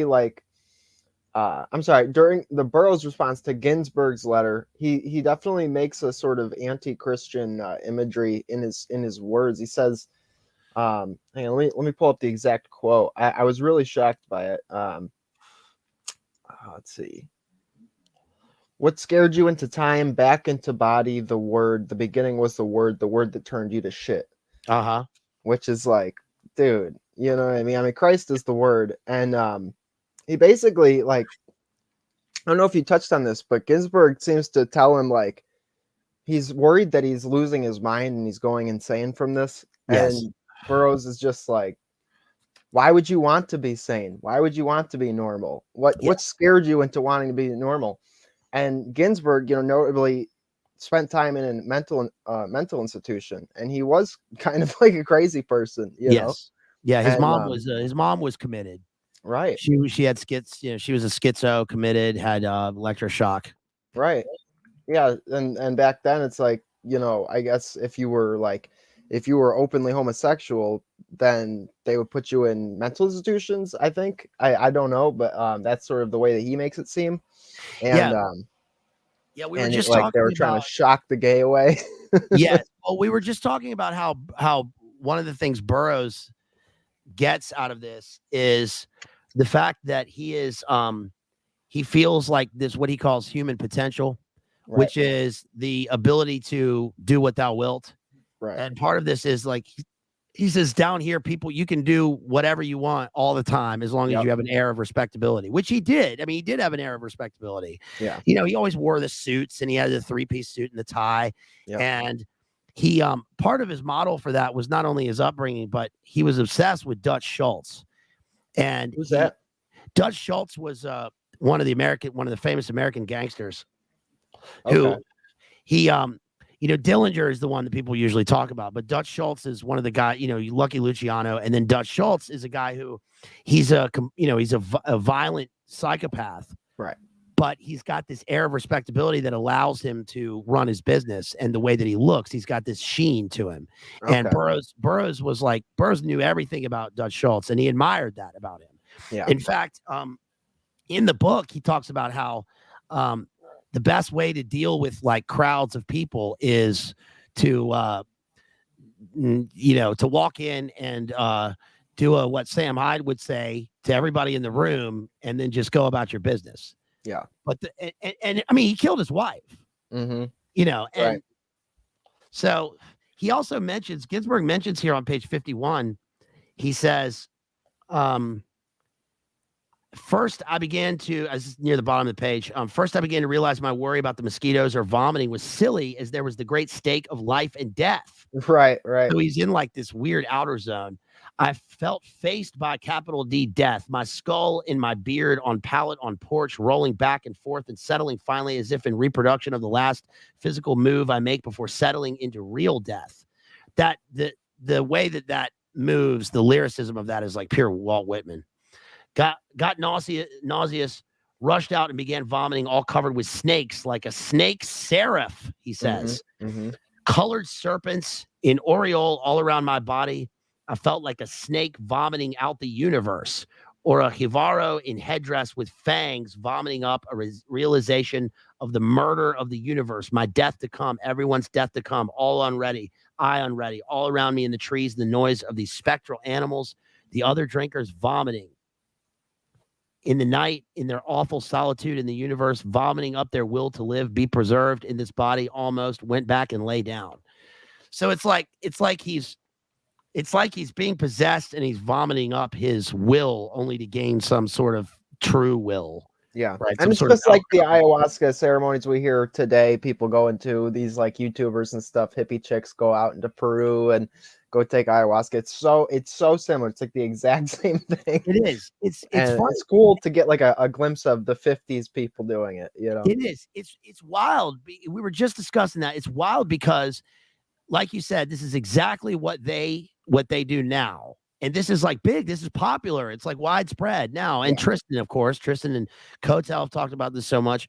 Yeah. But the difference is that these guys are doing it way before, and the people they're doing it with, it's not part of like it's not tourism. It's like Right. they're the ones who are. Burroughs goes down there with like a group of. He's mistaken for a Texas oil guy, and he goes down there with a bunch of people from like Human Ecology Fund and some scientists that are obviously part of the ultra operations. This is the drawing that Ginsberg did of what he saw as the vomiter. The vomiter. Okay. So that's the demon. That's the demon's. The demon anti-seraph that he sees. I was really struck by the whole Ginsberg part, man. That was the part when I messaged you and I was like, dude, this is messed up. When Ginsberg talking about it and Bill responds, because I know, you know, when they were younger, Bill Burroughs was the one that Ginsberg looked up to. He was the older guy in their group. He was like the old friend, and so they looked up to him like almost like a father figure or a role model. And like the fact that he's like pushing him into insanity, I thought was really dark, man. It was a dark part. Shouts out to Pim out there who super chatted and quoted, did I say this? Something like this. Warm Al Crowleyan touch of sexual embrace. Well, the whole Al Crowley thing too. I mean, Burroughs like called himself like a magician, you know, and the cut up method it absolutely is like this weird sort of divination thing where he's and that's my least favorite part of the book is that last like cut up part, you know. Yeah. I'm just not a fan of that at all. But the idea of writing something, taking it, cutting it up, and then like mixing it all together, and that's how you find the real meaning in it. And it's just gibberish, but it is definitely a sort of divination process. You know? Absolutely. Well, his meaning is that he means to say that there's no meaning. Right. Exactly. Right. So it's like we'll get into this, but his whole thing is being a subversive. I mean, it's literally the whole thing. Yeah. Yeah. And he talks about how he says the cut up method is essentially T.S. Eliot in The Wasteland. And that's pretty, I mean, you can't say that Burroughs is not intelligent. He's highly intelligent in terms of, you know, what he's doing. And he makes this, you know, he alludes to The Wasteland. That's a pretty perfect analogy to The Wasteland because T.S. Eliot's doing that in 1922, 25. And it's supposed to be, again, the post-Great War fragmentation of the landscape, the literal landscape, but also the landscape of the psyche and how everybody is traumatized by the war. But what ends up happening is that I don't think The Wasteland is a poem of no meaning, but I think that turns into it goes from modernity into post-modernity. And so Burroughs takes what he does in The Wasteland and then he goes straight into this cut up method, which is also like Dadaism. You know, it's surrealist Dadaism where you're just taking things and cutting them up for no reason because there's no reason to do anything and it's just fragmented. Right.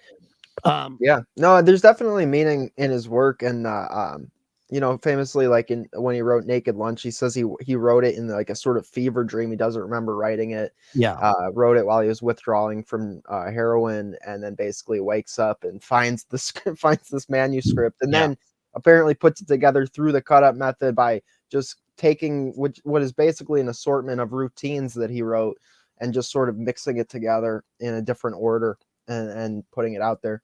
And then no publishers sort of asked him to put a sort of more cohesive thing to it, but I thought that was surprising. I'm not even sure if I believe it. The fact that he doesn't remember writing it, you know? Yeah. Well, I think that part of the way that he did that is interesting because he has some sort of fluid narrative, right? But it's too straight. It's too much of like a straight narrative, which is like part of how a writer will begin by imitating the people that he looks up to and the works.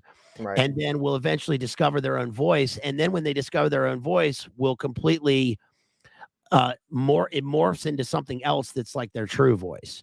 And one example of this is Ginsberg's, one of his mentors was William Carlos Williams, and William Carlos Williams, the poet, describes how he began writing he was writing in a late Victorian mode of like sonnets. He was writing sonnets. So everything was, and even in the Victorian era, that was seen as like, it was almost like nostalgic, right? It moved on past that, but they're kind of going back to an era, two eras before. You have the Renaissance with iambic pentameter, and then it goes into neoclassicism, which is like everything's in couplets, everything's in twos, like columns on a building. And then you go into romanticism where it's free, and then you go back into previous inspiration in the Victorian era. And by the time it gets to William Carlos Williams in America, it's like totally over, right? It doesn't work at all anymore. And he says that he realized this, and his kind of classical verse is really good, but it's not at all what he did. So what he did was he like went out, he lived in New Jersey. He hung out with the expats in Paris in the 1920s. He got some inspiration from Ezra Pound, but then he came back to America. They all stayed. He came back to America, and he looked around New York and how New York was building upwards and everything was mechanized. And he listened to the sounds of the city. And he said that like, this is his language. This is poetry. So poetry, he said, is not made of ideas. It's made of words, like they're spokes on a wheel, or like, the nuts and bolts of building a car or an engine. Right. So it's just things. And that's important because that language is always, it works on a concrete level, but with him, it was called imagism. Just image is just the image. And then that is going to lead on to T.S. Eliot. And then that leads on. You can see the way that language evolves in terms of the art. But with Burroughs, I think there's clearly a thing with culture creation, whether it was intended, whether it was intentional or not, or whether he knew he was being promoted or not. I mean, he was certainly part of all of these groups and these organizations. 100%. I mean, the whole beatnik thing, like it's one of the earliest examples, I think, of a totally created culture. Like it sort of reminds me of like grunge, where they have all these bands, they call them grunge, and none of the bands call themselves that. And then all of a sudden, because it's out in the media, a bunch of people start dressing like it and start associating it with this thing. And that's really like what the beatnik thing was. You see beatniks in Hollywood movies and in TV and stuff. And, they called, Kerouac and Ginsberg and Burroughs the Beat Generation, these three books. There were others obviously associated with that, but it was those main three. And then all of a sudden there's like people that like Burroughs never acted like your typical beatnik, right. Ginsberg never did. And then the whole way that sort of shifted into the hippie movement. I mean, Ginsberg was a hippie from the start. I mean, he's like the proto hippie. He literally is the flower power guy. There is, I don't know if you can see it, but there is Cobain, William Burroughs and Kurt Cobain hanging out in I think that's in Lawrence. Which it is. Yeah. And they actually made like a little collaboration together of like a spoken word thing. Patti Smith. That's Jimmy Page. You can't really see it. Oh, Jimmy Page. Patti Smith. Well, no, I mean, but Patti Smith was also a huge William Burroughs fan in Sonic Youth, and they put his artwork on the covers. But that's Jimmy Page meeting with William Burroughs in the 70s. That was in Crawdad magazine, which was like kind of a teeny bopper magazine. I couldn't load them onto here. I have a bunch of other pictures, but at the end of Burroughs' life, he sort of became a mecca for subversive artists and such. Jean-Michel Basquiat. Yeah, there's Jean-Michel Basquiat and Debbie Harry. Yeah, I used to love Basquiat when I was a kid. And there's Burroughs with his very Al Crowleyan looking art, right? Yeah. With obviously a monarch, bicameral mind with a Duino in the middle. Yeah. And then this one right here, this is interesting because I put this up and Jethro, shouts out to Jethro out there, said, dang, Burroughs looks a lot like Viggo Mortensen. He does. And I said, well, that is Viggo Mortensen. Yeah, it's crazy how much they look alike, because Viggo Mortensen played him in the film on the road, which is nobody. Really? I've seen it, but nobody else has seen it. I've never seen it. Yeah, there are a few versions of On the Road. It's so hard to make a film of it because it's so literary, but that is the best version. It came out in like 2012. It's by Walter Salles, who made the Motorcycle Diaries about Che Guevara. Yeah. I've seen that. And it's got Sam Riley as Sal Paradise. You know what? I think I did see that movie. Sam Riley. Sure I like Sam Riley because he was born in 1980 and because he has the exact same voice as I do. It's got Garrett Hedlund in it. We put this one up earlier. There's Burroughs. Right. Yeah. I wanted to ask you, what do you think about the whole Joan thing? Like, do you think, was it an accident in your opinion? I mean, it's so hard to say, right? I mean, one way or another, because there's really no way to know, but like. Well, I think as with a lot of these things, this kind of ties into the way that the Beat Generation ties, with culture creation. I think that the truth is somewhere in the middle. I think that he meant to, but he didn't mean to. And he even discusses in Literary Outlaw, it talks about how when that happened, he felt like he wasn't in control of himself, and that the void or the vomiter or this being that inhabited him and that chased him. That's why he was always going from place to place. So because he was deathly afraid of stasis, and he was never himself. That he talks about that in this book. It inhabited him, and it is what did this. Now that's not to lay blame. That's fucked up, dude. Exactly, because that's not to lay blame on like, oh, he wasn't in control in an insane sense. He was totally sane, and he knew that he was possessed, and I think literally possessed. But that he intentionally wanted this. So, and that was when he talks about his will and human potential, that's what he wanted. Mm-hmm. So I think that he did it, but it was a combination of things. And I think that it's kind of the same with the Beat Generation and culture creation, because I think that unlike something like grunge or, contemporary music or artistic movements, where it's like, like McGowan talks about, like with Laurel Canyon, where you have the pyramid and they are making these things happen, in a sense. I think that this is more of a sense of like it's a weird convergence of intentions and influences. So they were doing the thing, and then they were seen by the group over here, and then they converged, and then they both kind of made this thing. And my evidence for that is the way that Burroughs interacted with Esalen, Tavistock, Naropa Institute, with Timothy Leary, and with all these groups, the way he was co-opted by publishers, the way that he was part of the elite system. Right. I mean, you cannot, just on a practical level, you cannot do what he was doing for like 80 years. Right. And go from place to place for your whole life with never working unless there's something else. And he admits that. Right. So. Yeah, no, absolutely. So I guess just to finish up the YAGE letters here. So on page 53, he ends up finishing talking about the great being. And he says, the great being within ourselves. Okay. Coming back from vomit, saw a man. It's so ridiculous. Yeah. Saw a man, knees to chest. I thought I saw as X-ray his skull. I realized he was crouched there as in shroud with towel, mosquito protection wrapped around his face, suffering the same trial and separation, right? Thought of people, saw their images clearly. You mysteriously apparently know more than I do now, and why don't you communicate, or can't you, or have I ignored it? Simon, seemingly an angel in his annihilation of vanity and giving forth new life in children. If any interplanetary news comes through, he said, I'll be the first to be relaying it to you over the wires in a way that won't get it fucked up. In other words, his friend says, if he dies and there's interplanetary news and he goes and meets the Watchers and the Ascended Masters, he'll send it back to him. Right.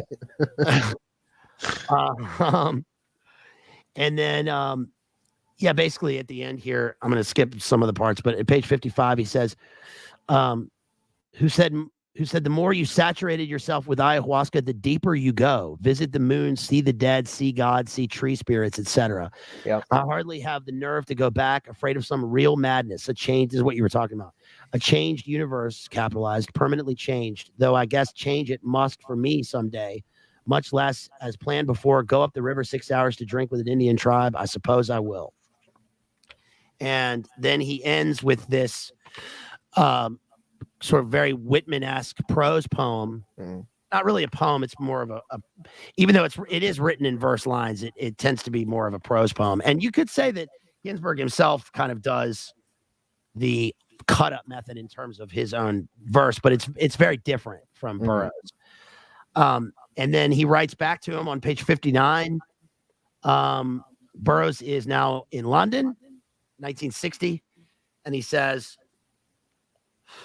there is no thing to fear. Vaya adelante. Look, listen, here. Your ayahuasca consciousness is more valid than normal consciousness. Whose normal consciousness? Why return to? Why are you surprised to see me? You're following in my steps. I know the way. Right. He has this like delusion of grandeur, almost like he really steps into the whole role of being the leader here. Yep. Now read aloud and you will hear my voice, capitalized. Whose voice? Listen, cut and rearrange in any combination. Read aloud. I cannot choose but hear. Don't think about it. Don't theorize. Try it. Do the same with your poems. With any poems, any prose, try it. You want help? Here it is. Pick it up on it. And always remember, nothing is true. Everything is permitted. Yeah. And that line, yeah, that's a big thing in Burroughs. Which canon. Is, he says, last words of Hassan Saba, the old man of the mountain. Now, we covered the old man of the mountain. I did a stream on Outremer, which was the Crusades, the Templars, and the Assassins. And Hassan Saba is the old man of the mountain, who's the master of the Order of the Assassins. And he plays a continuous role in Burroughs's work because he sees himself as that character, who's the kind of he was a real guy, but he's seen as it's like you're sending out the killers mixed who are on the weird spiritual drug of psychedelics. With him, it's psychedelics, opiates, and everything, in order to like subdue the postmodern broken world.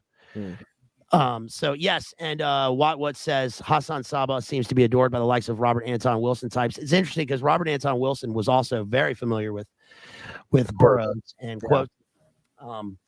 So that's the YAGE letters, everybody. Again, it's a I got my copy at City Lights Books in San Francisco, and it's an interesting book because you can read it in like 20 minutes. Yeah, it's the most accessible of Burroughs's work for sure. It's short and it's relatively linear. You can get a good sort of feel for it. Some of his other stuff, especially like the cut up novels, are almost inaccessible in a way. It's almost just postmodern poetry. Yes.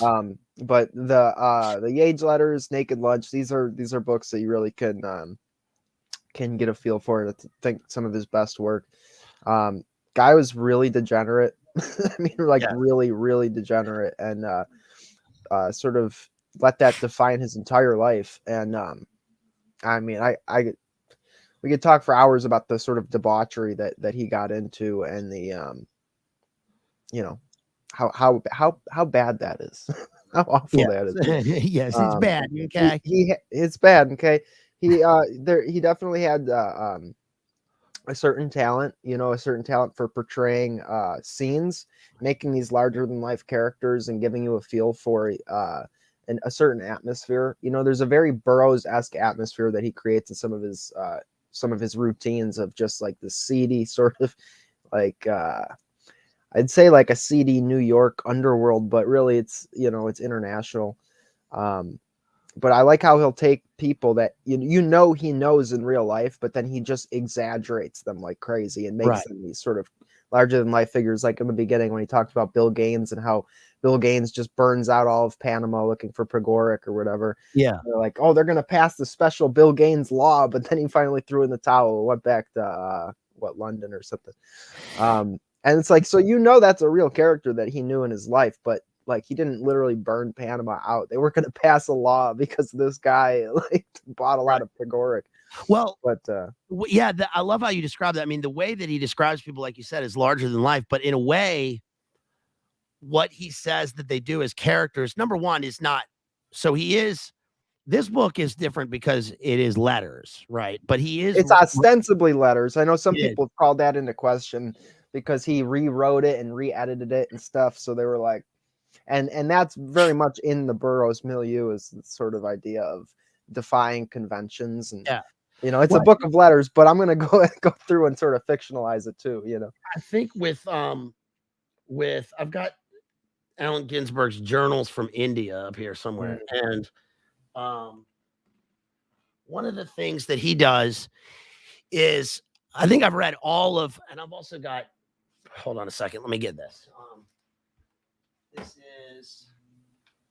This is Burroughs's pretty much his collected letters. This is Rub Out the Words by William Burroughs, and I've read all of Burroughs's letters and Ginsberg's letters, and they have voluminous amount of communication. But one thing that they did that's interesting is they write in a literary mode as if they're being published, but that becomes their life.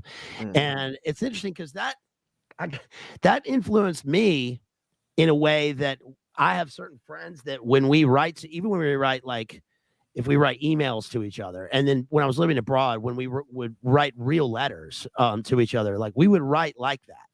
So we're writing in a larger than life way, but what happens is, my sister says you lost your brush. Shouts out to my sister out there whose birthday it is. Oh, happy birthday, Ida. Yeah, give her a happy birthday. So, but the characters, when they're larger than life like that, they are, don't worry, I lost my brush too. And I also razored my. Dude, I literally rolled out of bed. I mean, like, quite literally. I still have to pee and everything, man. I feel so bad. I am so out of it right now, dude. But I'm just bummed that I missed this. So I wanted to call in at least for a few minutes. Yeah, no, you're good. So have everybody laugh at me for being a fucking asshole. But like the way we describe people, in a way, is like you synthesize what you think about people in terms of like what they represent and like what they could do and what they are, and like in a way it's truthful because you cut out.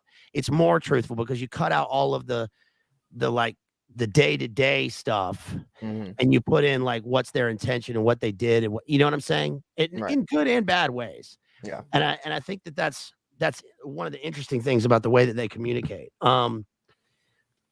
Before I go into Literary Outlaw, which has just some interesting elements about Burroughs and his wider life, I just thought I would show here's Naked Lunch. This is my copy of Naked Lunch. I read this in 1999. Wow. And Naked I Lunch, read it in high school. Yeah. Yes, exactly. I was saying at the beginning, like how a lot of people find their way into literature through the reading the Beat Generation, because it's especially for dudes, like it's an interesting reading, about that's not the usual common literature, of classes. Underworld culture for sure. Right. And Naked Lunch gives us heavy metal. Term heavy metal. It gives us Steely Dan, which is, I'm not going to say what that is in the book, but it's nasty. And also how Burroughs created the name Blade Runner in one of his short stories, which was bought by Ridley Scott. This is the Essential Beat Reader, which has some of Burroughs' essays in it. It's pretty interesting. The guy who published Burroughs and published Naked Lunch, which went up for, was Naked Lunch was the last book that was censored by the U.S. government. Yeah, for obscenity and pornography, basically. For good reason, because the thing that they censored was creeper stuff. Yeah. And I'm not saying that that's good that exists. Yeah, I mean, that's a huge part of Burroughs. He's always talking about searching for boys and little boys and stuff like that. I mean, he is fucked up, man. I mean, he's like real bad, real bad. This is a book, Maurice Gorodias. And this is the Olympia Reader. It was published under Olympia Press. And Maurice Gorodias is interesting because he published Henry Miller, and he was French, and his publishing house was in Paris. And he got his start because he wrote pornographic novels for the mob. Right. Oh, really? Yes. Wow. The French mafia probably Corsican mafia, Mhm. was in control of all of the prawn things that were happening in Paris, kind of like in Times Square in New York, before it changed. The same thing, but they also were in control of the pulp publishing industry, and they had a specific set. They had a specific code and a specific set of things that you could say and couldn't say. Right. And it's interesting because that's a weird dichotomy, because when they said you couldn't publish something, you didn't publish it.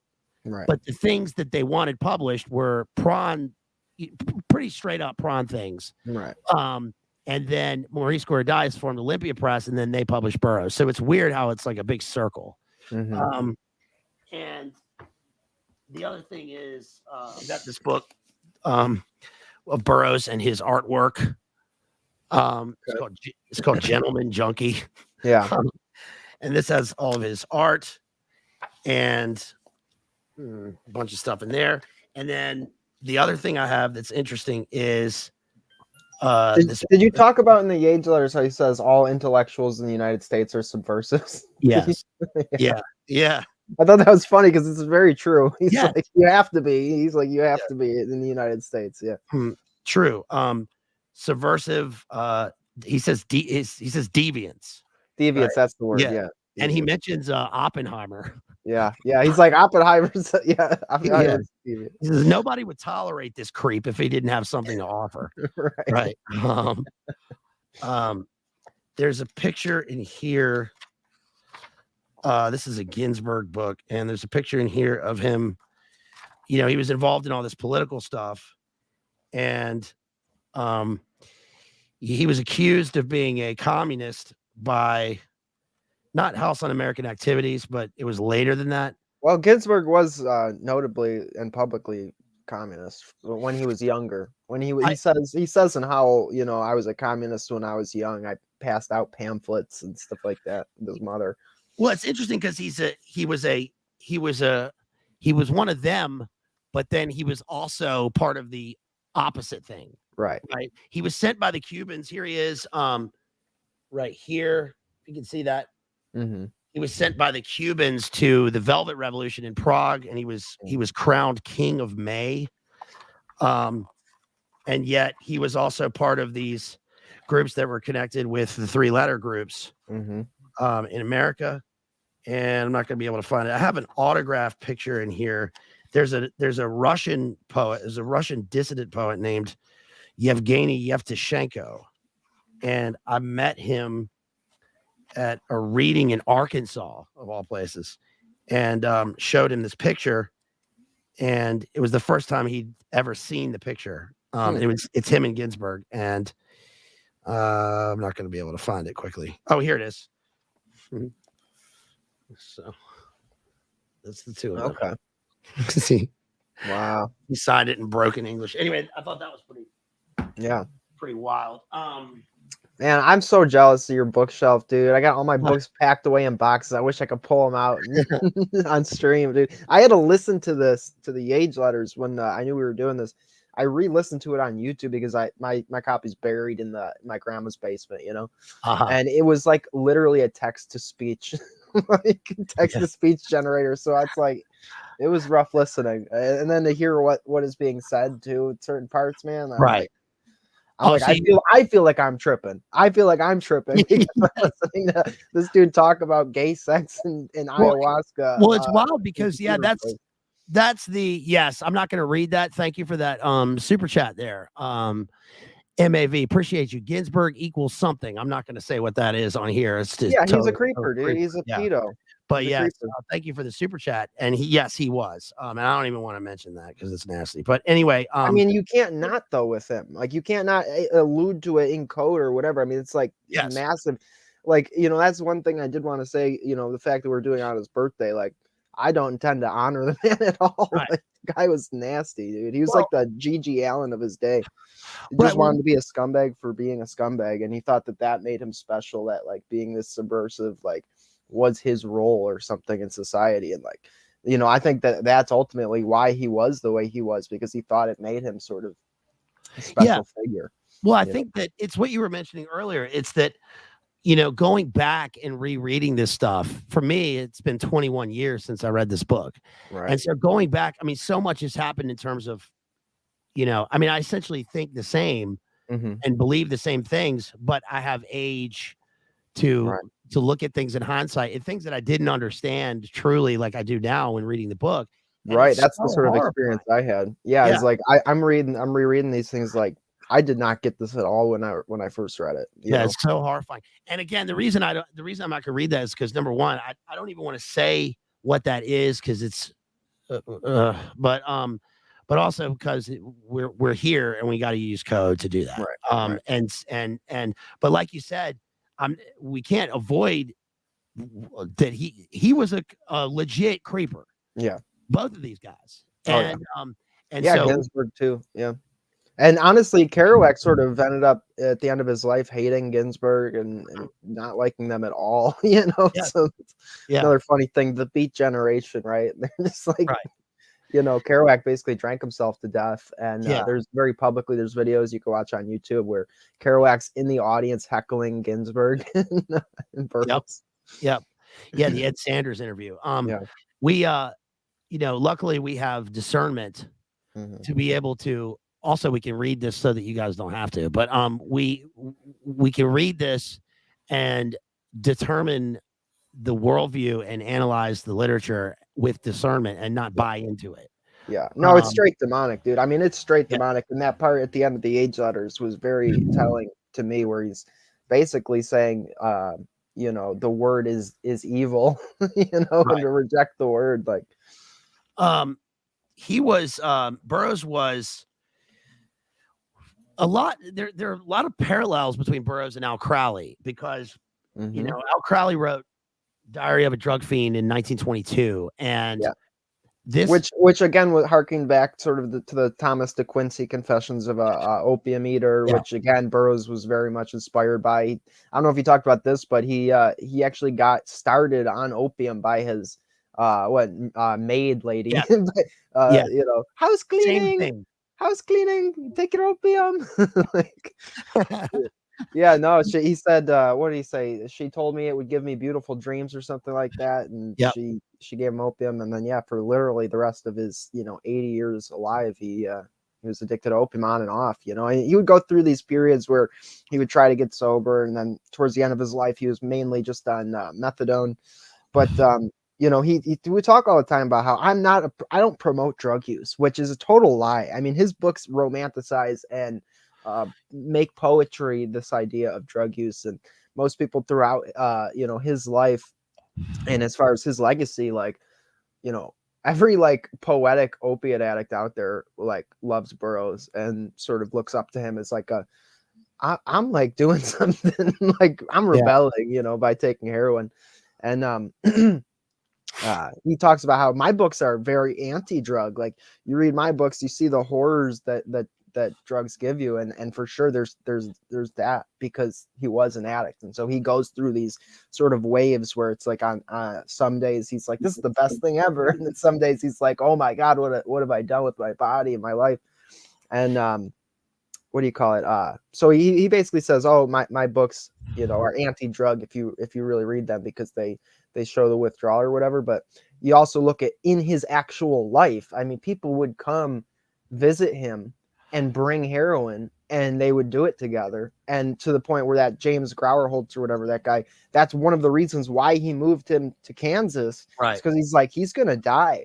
Like in New York City, people are just literally like these like 18-year-old, sometimes younger, I'm sure, heroin junkies are showing up to his, what do they call it, the bunker. Yeah. And, and another thing too is they said that how he sort of survived the AIDS epidemic in the 80s was that he always shot first. Yeah, we mentioned that. Yeah. That's really dark, dude. Yeah, I think that one thing about him not romanticizing this stuff, like you said, is that Burroughs, it's a lot more subtle in terms of looking at what he intends and the way he lives and the way he writes.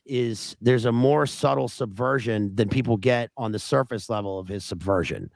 So in other words, like, you know, the entire biography is called Literary Outlaw, and how he's this outlaw, and yet he is subverting the mores and the natural things in society. When he has this quote in here about he says, society everywhere is a conspiracy against the manhood of every one of its members.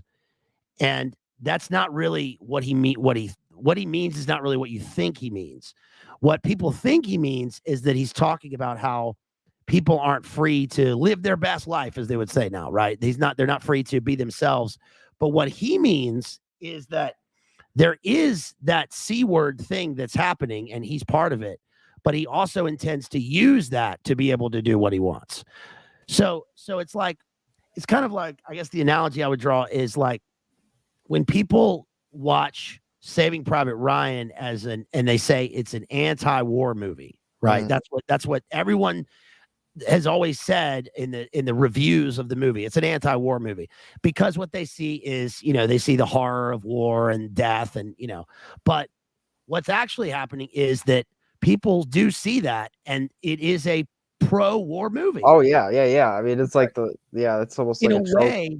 Yeah. In a way, by showing an anti-war movie, you're also you're splitting sides, and the way that they show the enemy in that movie is like mutanoid creatures. Everyone looks the same. It's totally dehumanized.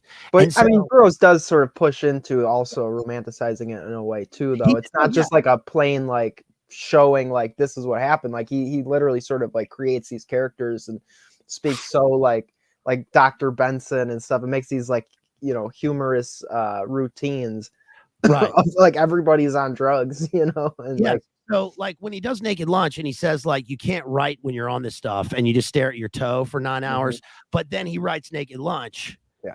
Right. But also Naked Lunch is about this disgusting depravity, and everybody's, it's in this cockroach world of just sickness and death and shit. Right. Yeah, interzone. Right. And so somehow it is romanticizing the unromantic things about it. I feel like it's natural. Like he has to do it because that's the life he's living, and so like that's just naturally what's going to come out is his perspective, which is this really distorted and corrupted perspective of this stuff. Yeah. The other thing about him is that he talks about well, like I think Kristen asked earlier. Fenway. Sorry, somebody. Yeah. No, I just woke up. Right.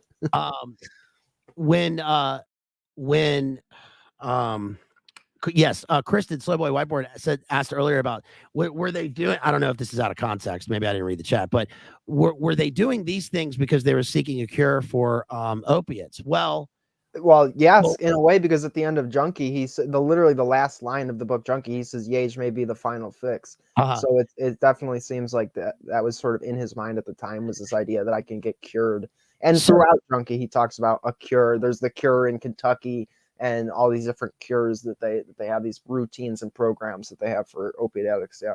So it's interesting that he is infected with a total mind, body, psychic, soul sickness. Yes. And junk is like a medium for that, right? Yeah.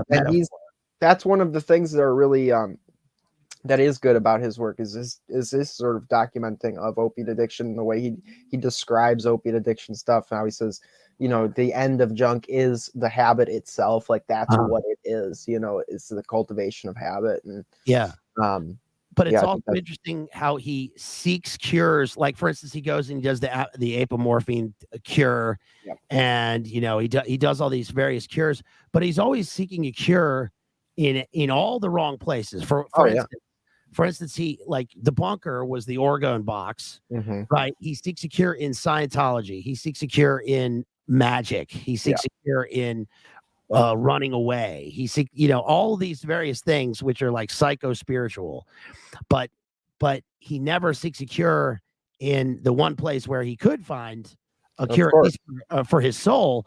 But that he's never that he never intended on doing that, and that was part of it, right? Yeah, because the cure is the light, and I mean, as such a dark and gross person, like you're gonna want to stay away from the light because you're gonna see how gross you are.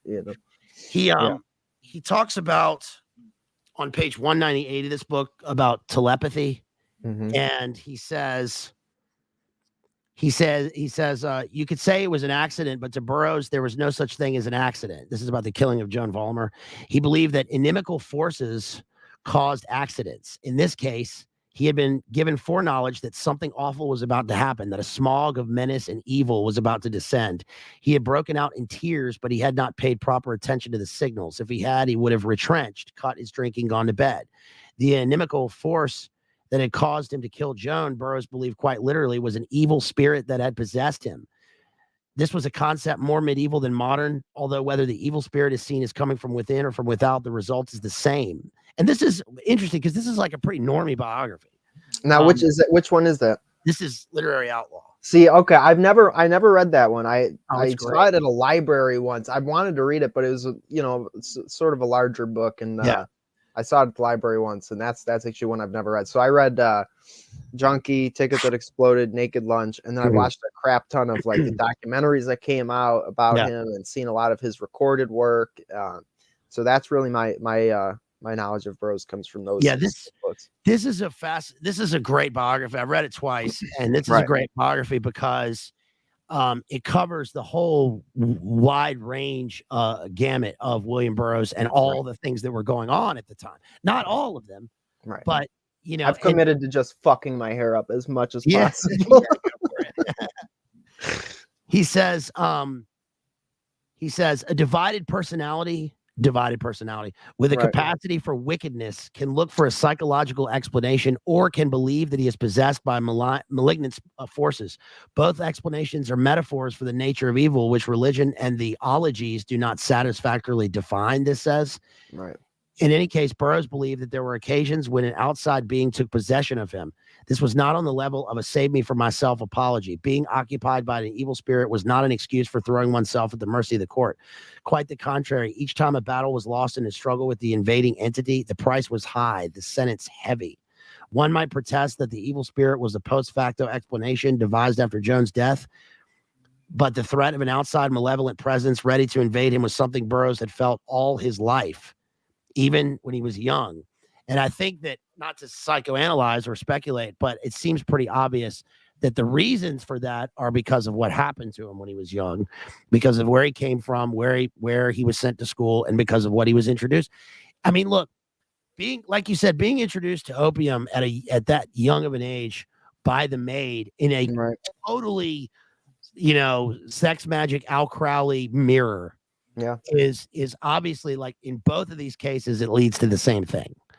Right. And that he was just the one thing I would say, just to, if I were to summarize like what Burroughs's MO was, what one of his main problems was, I actually found it in what I'm reading right now, which is A Farewell to Arms by Ernest Hemingway, because there's a scene it's a book, a novel, but there's a part in the book where Hemingway, or the Fred character has survived a mortar attack.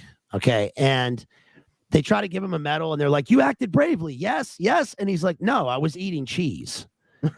And he sees, he's an ambulance driver, but he sees that like the war is completely ridiculous and it has no purpose. And then when he goes back to the hospital, he meets with a priest, and the priest says to him,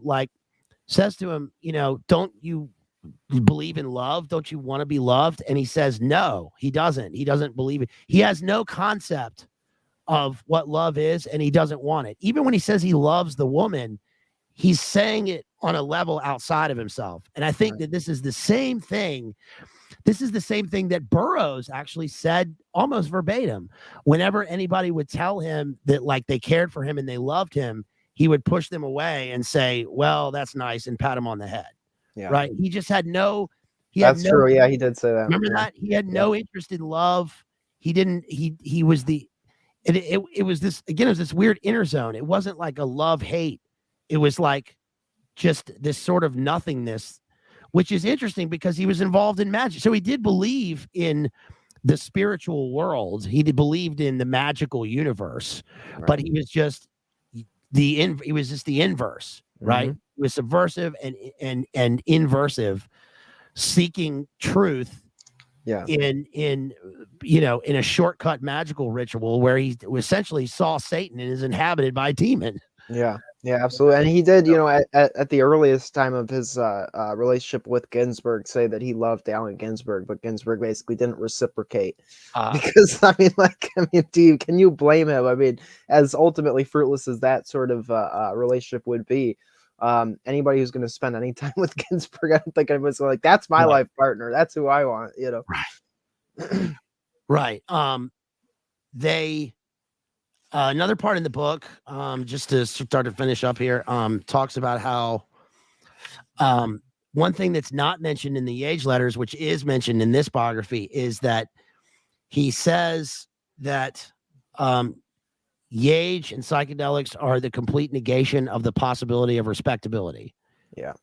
And that on page 224 of this book, it's interesting because he didn't put this in the book, he didn't put this in the letters, but when he was down there, he met a missionary. Oh, really? Yes. And the missionary told him,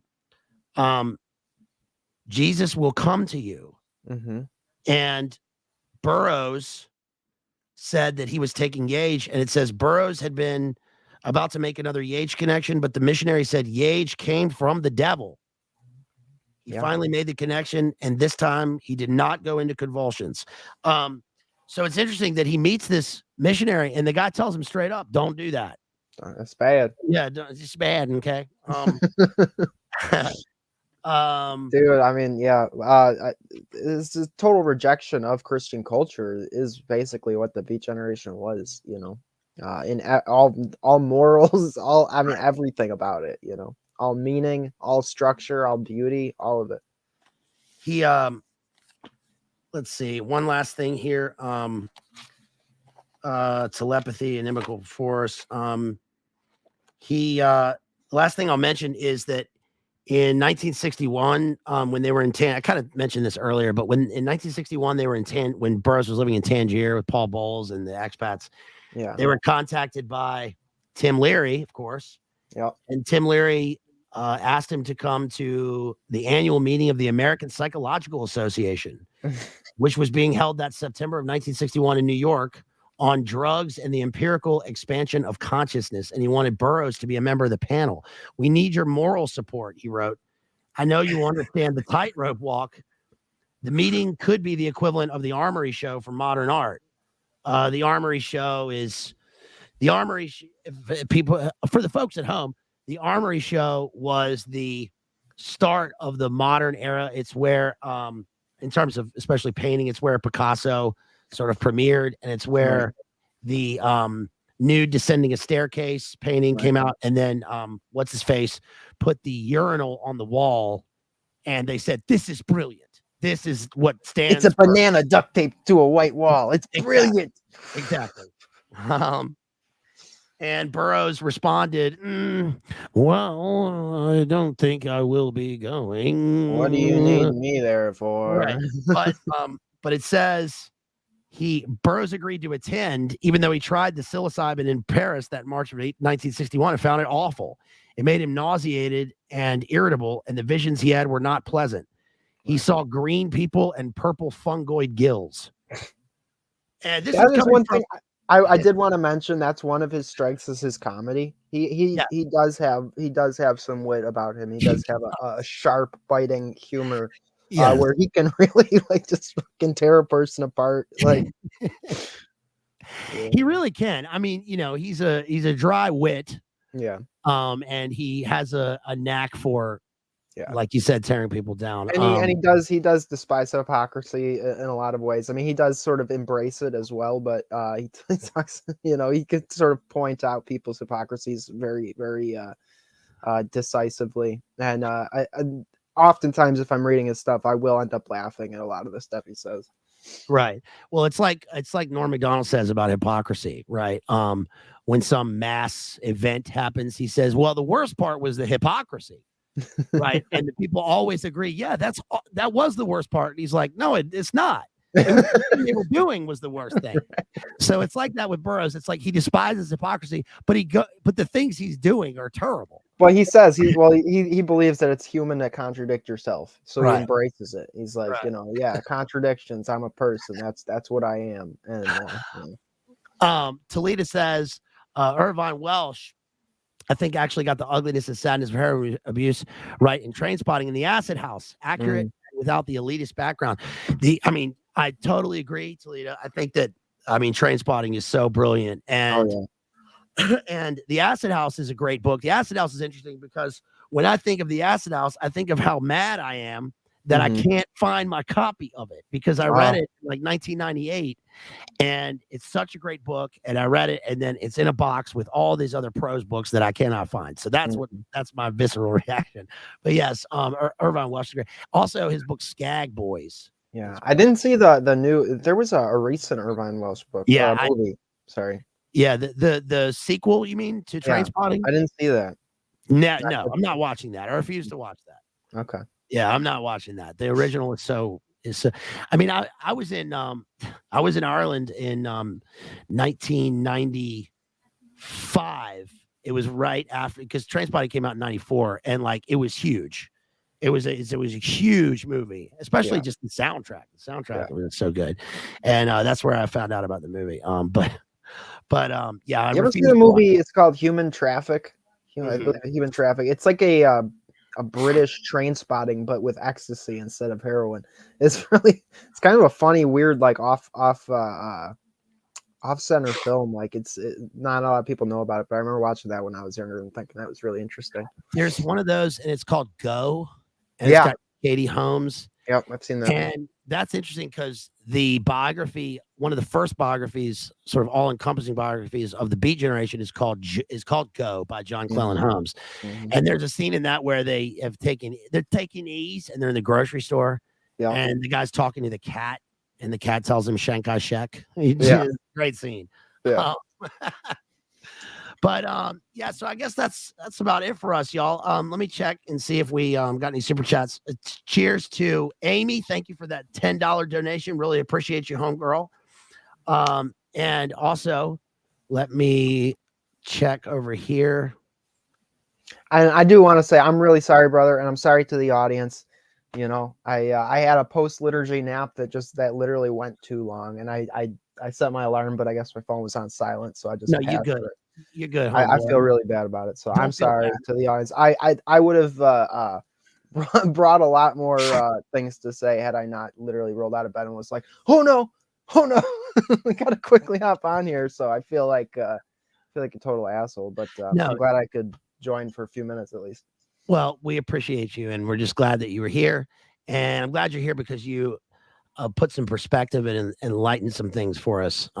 And we needed your perspective for it. So I'm glad you're here. Shouts out to Mav again for that $10 super chat. Shouts out to Pim, Elias, and Tamara.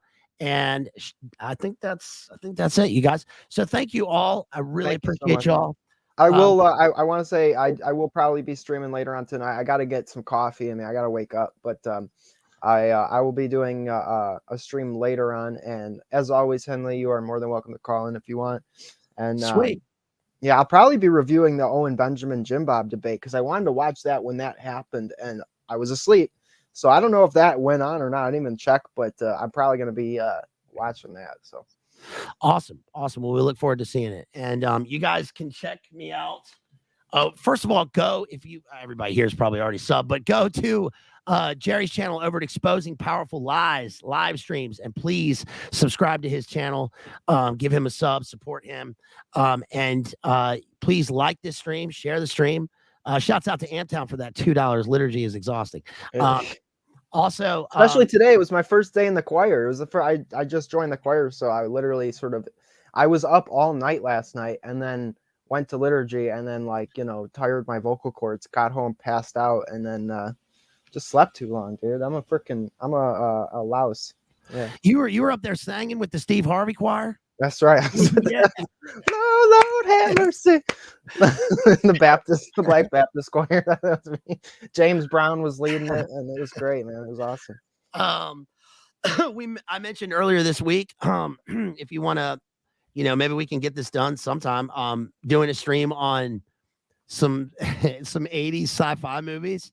Heck yeah. Enemy Mine, The Last Starfighter, Daryl, Data Analyzing Robot Youth Life Form. So we'll try to get that in. Flight of the Navigator. We'll see that coming up maybe. And then y'all also, sponsor streams for our homeboy here. Keep them coming, keep them rolling in. Support the Bazed Analyzer. Yes. It's an awesome channel. And thank you so much to Sammy, by the way, for that sponsor stream. I'm getting right on that. Appreciate you, homeboy, so much from that last one. We still have some sponsor streams coming up. We got to do this Wes Anderson and got to do a couple others. Let's see. Shouts out to Baginski, also, who our Polish homeboy who sponsored a stream. You can catch me tomorrow night on here with our homeboy BPF from the Crucible. We're doing indoors game. Yes, that's gonna be awesome, dude. I'm looking forward to that. Yeah, I'm glad to have him on here because he knows the book really well, and we've only done one sci-fi analysis here, which was Snow Crash. So I need somebody. I need an expert. Shouts out to Kristen Slowboy Whiteboard, $5. Everybody be an Exposing Powerful Lies live streams or else. Thanks for the stream, Hendo. Right. Thank you, Kristen. Really appreciate you. And, and the Slowboy Mafia, we got some hard, heavy hitting, enforcers. So if y'all aren't there, you're gonna be getting the call at the door from Moose and Rocco, also known as Slowboy and Crispy Johnson, and they're gonna rough you up. So. Hey, Moose, Rocco. Help the judge find his checkbook. Hey, everybody. We're all going to get laid. All right. So, thank you, everybody. Thank you for the super chats, for being here. Please share. Come back and watch the stream again if you missed it, or you want to watch again. Shouts out to Talita, who sends 5 Kiwi bucks and says, I think the burning question we didn't know is, when are you going to do The Room, Tommy Wiseau? Okay, that's a good one. That'd be a good one to do. You're tearing me apart. And Chase also mentioned one out there to do, which was shouts out to Chase Haggard, our homeboy out there, who said we should do what's the movie about the drummer? You guys, what's the Damien Chazelle movie about with Miles Teller about the drummer? Oh gosh, I can't remember. Hold on, let me look. I can't leave without remembering the name. Too many names, too many things, too many things. I can't remember. But anyway, we got to do that one. And please go to Jerry's channel and drop him a sponsor stream if you want him to cover something. Do the same here. And thanks, everybody. Appreciate y'all. That's all we got. So much, guys. All right, we'll see y'all at Jerry's channel later. Peace, y'all. Peace.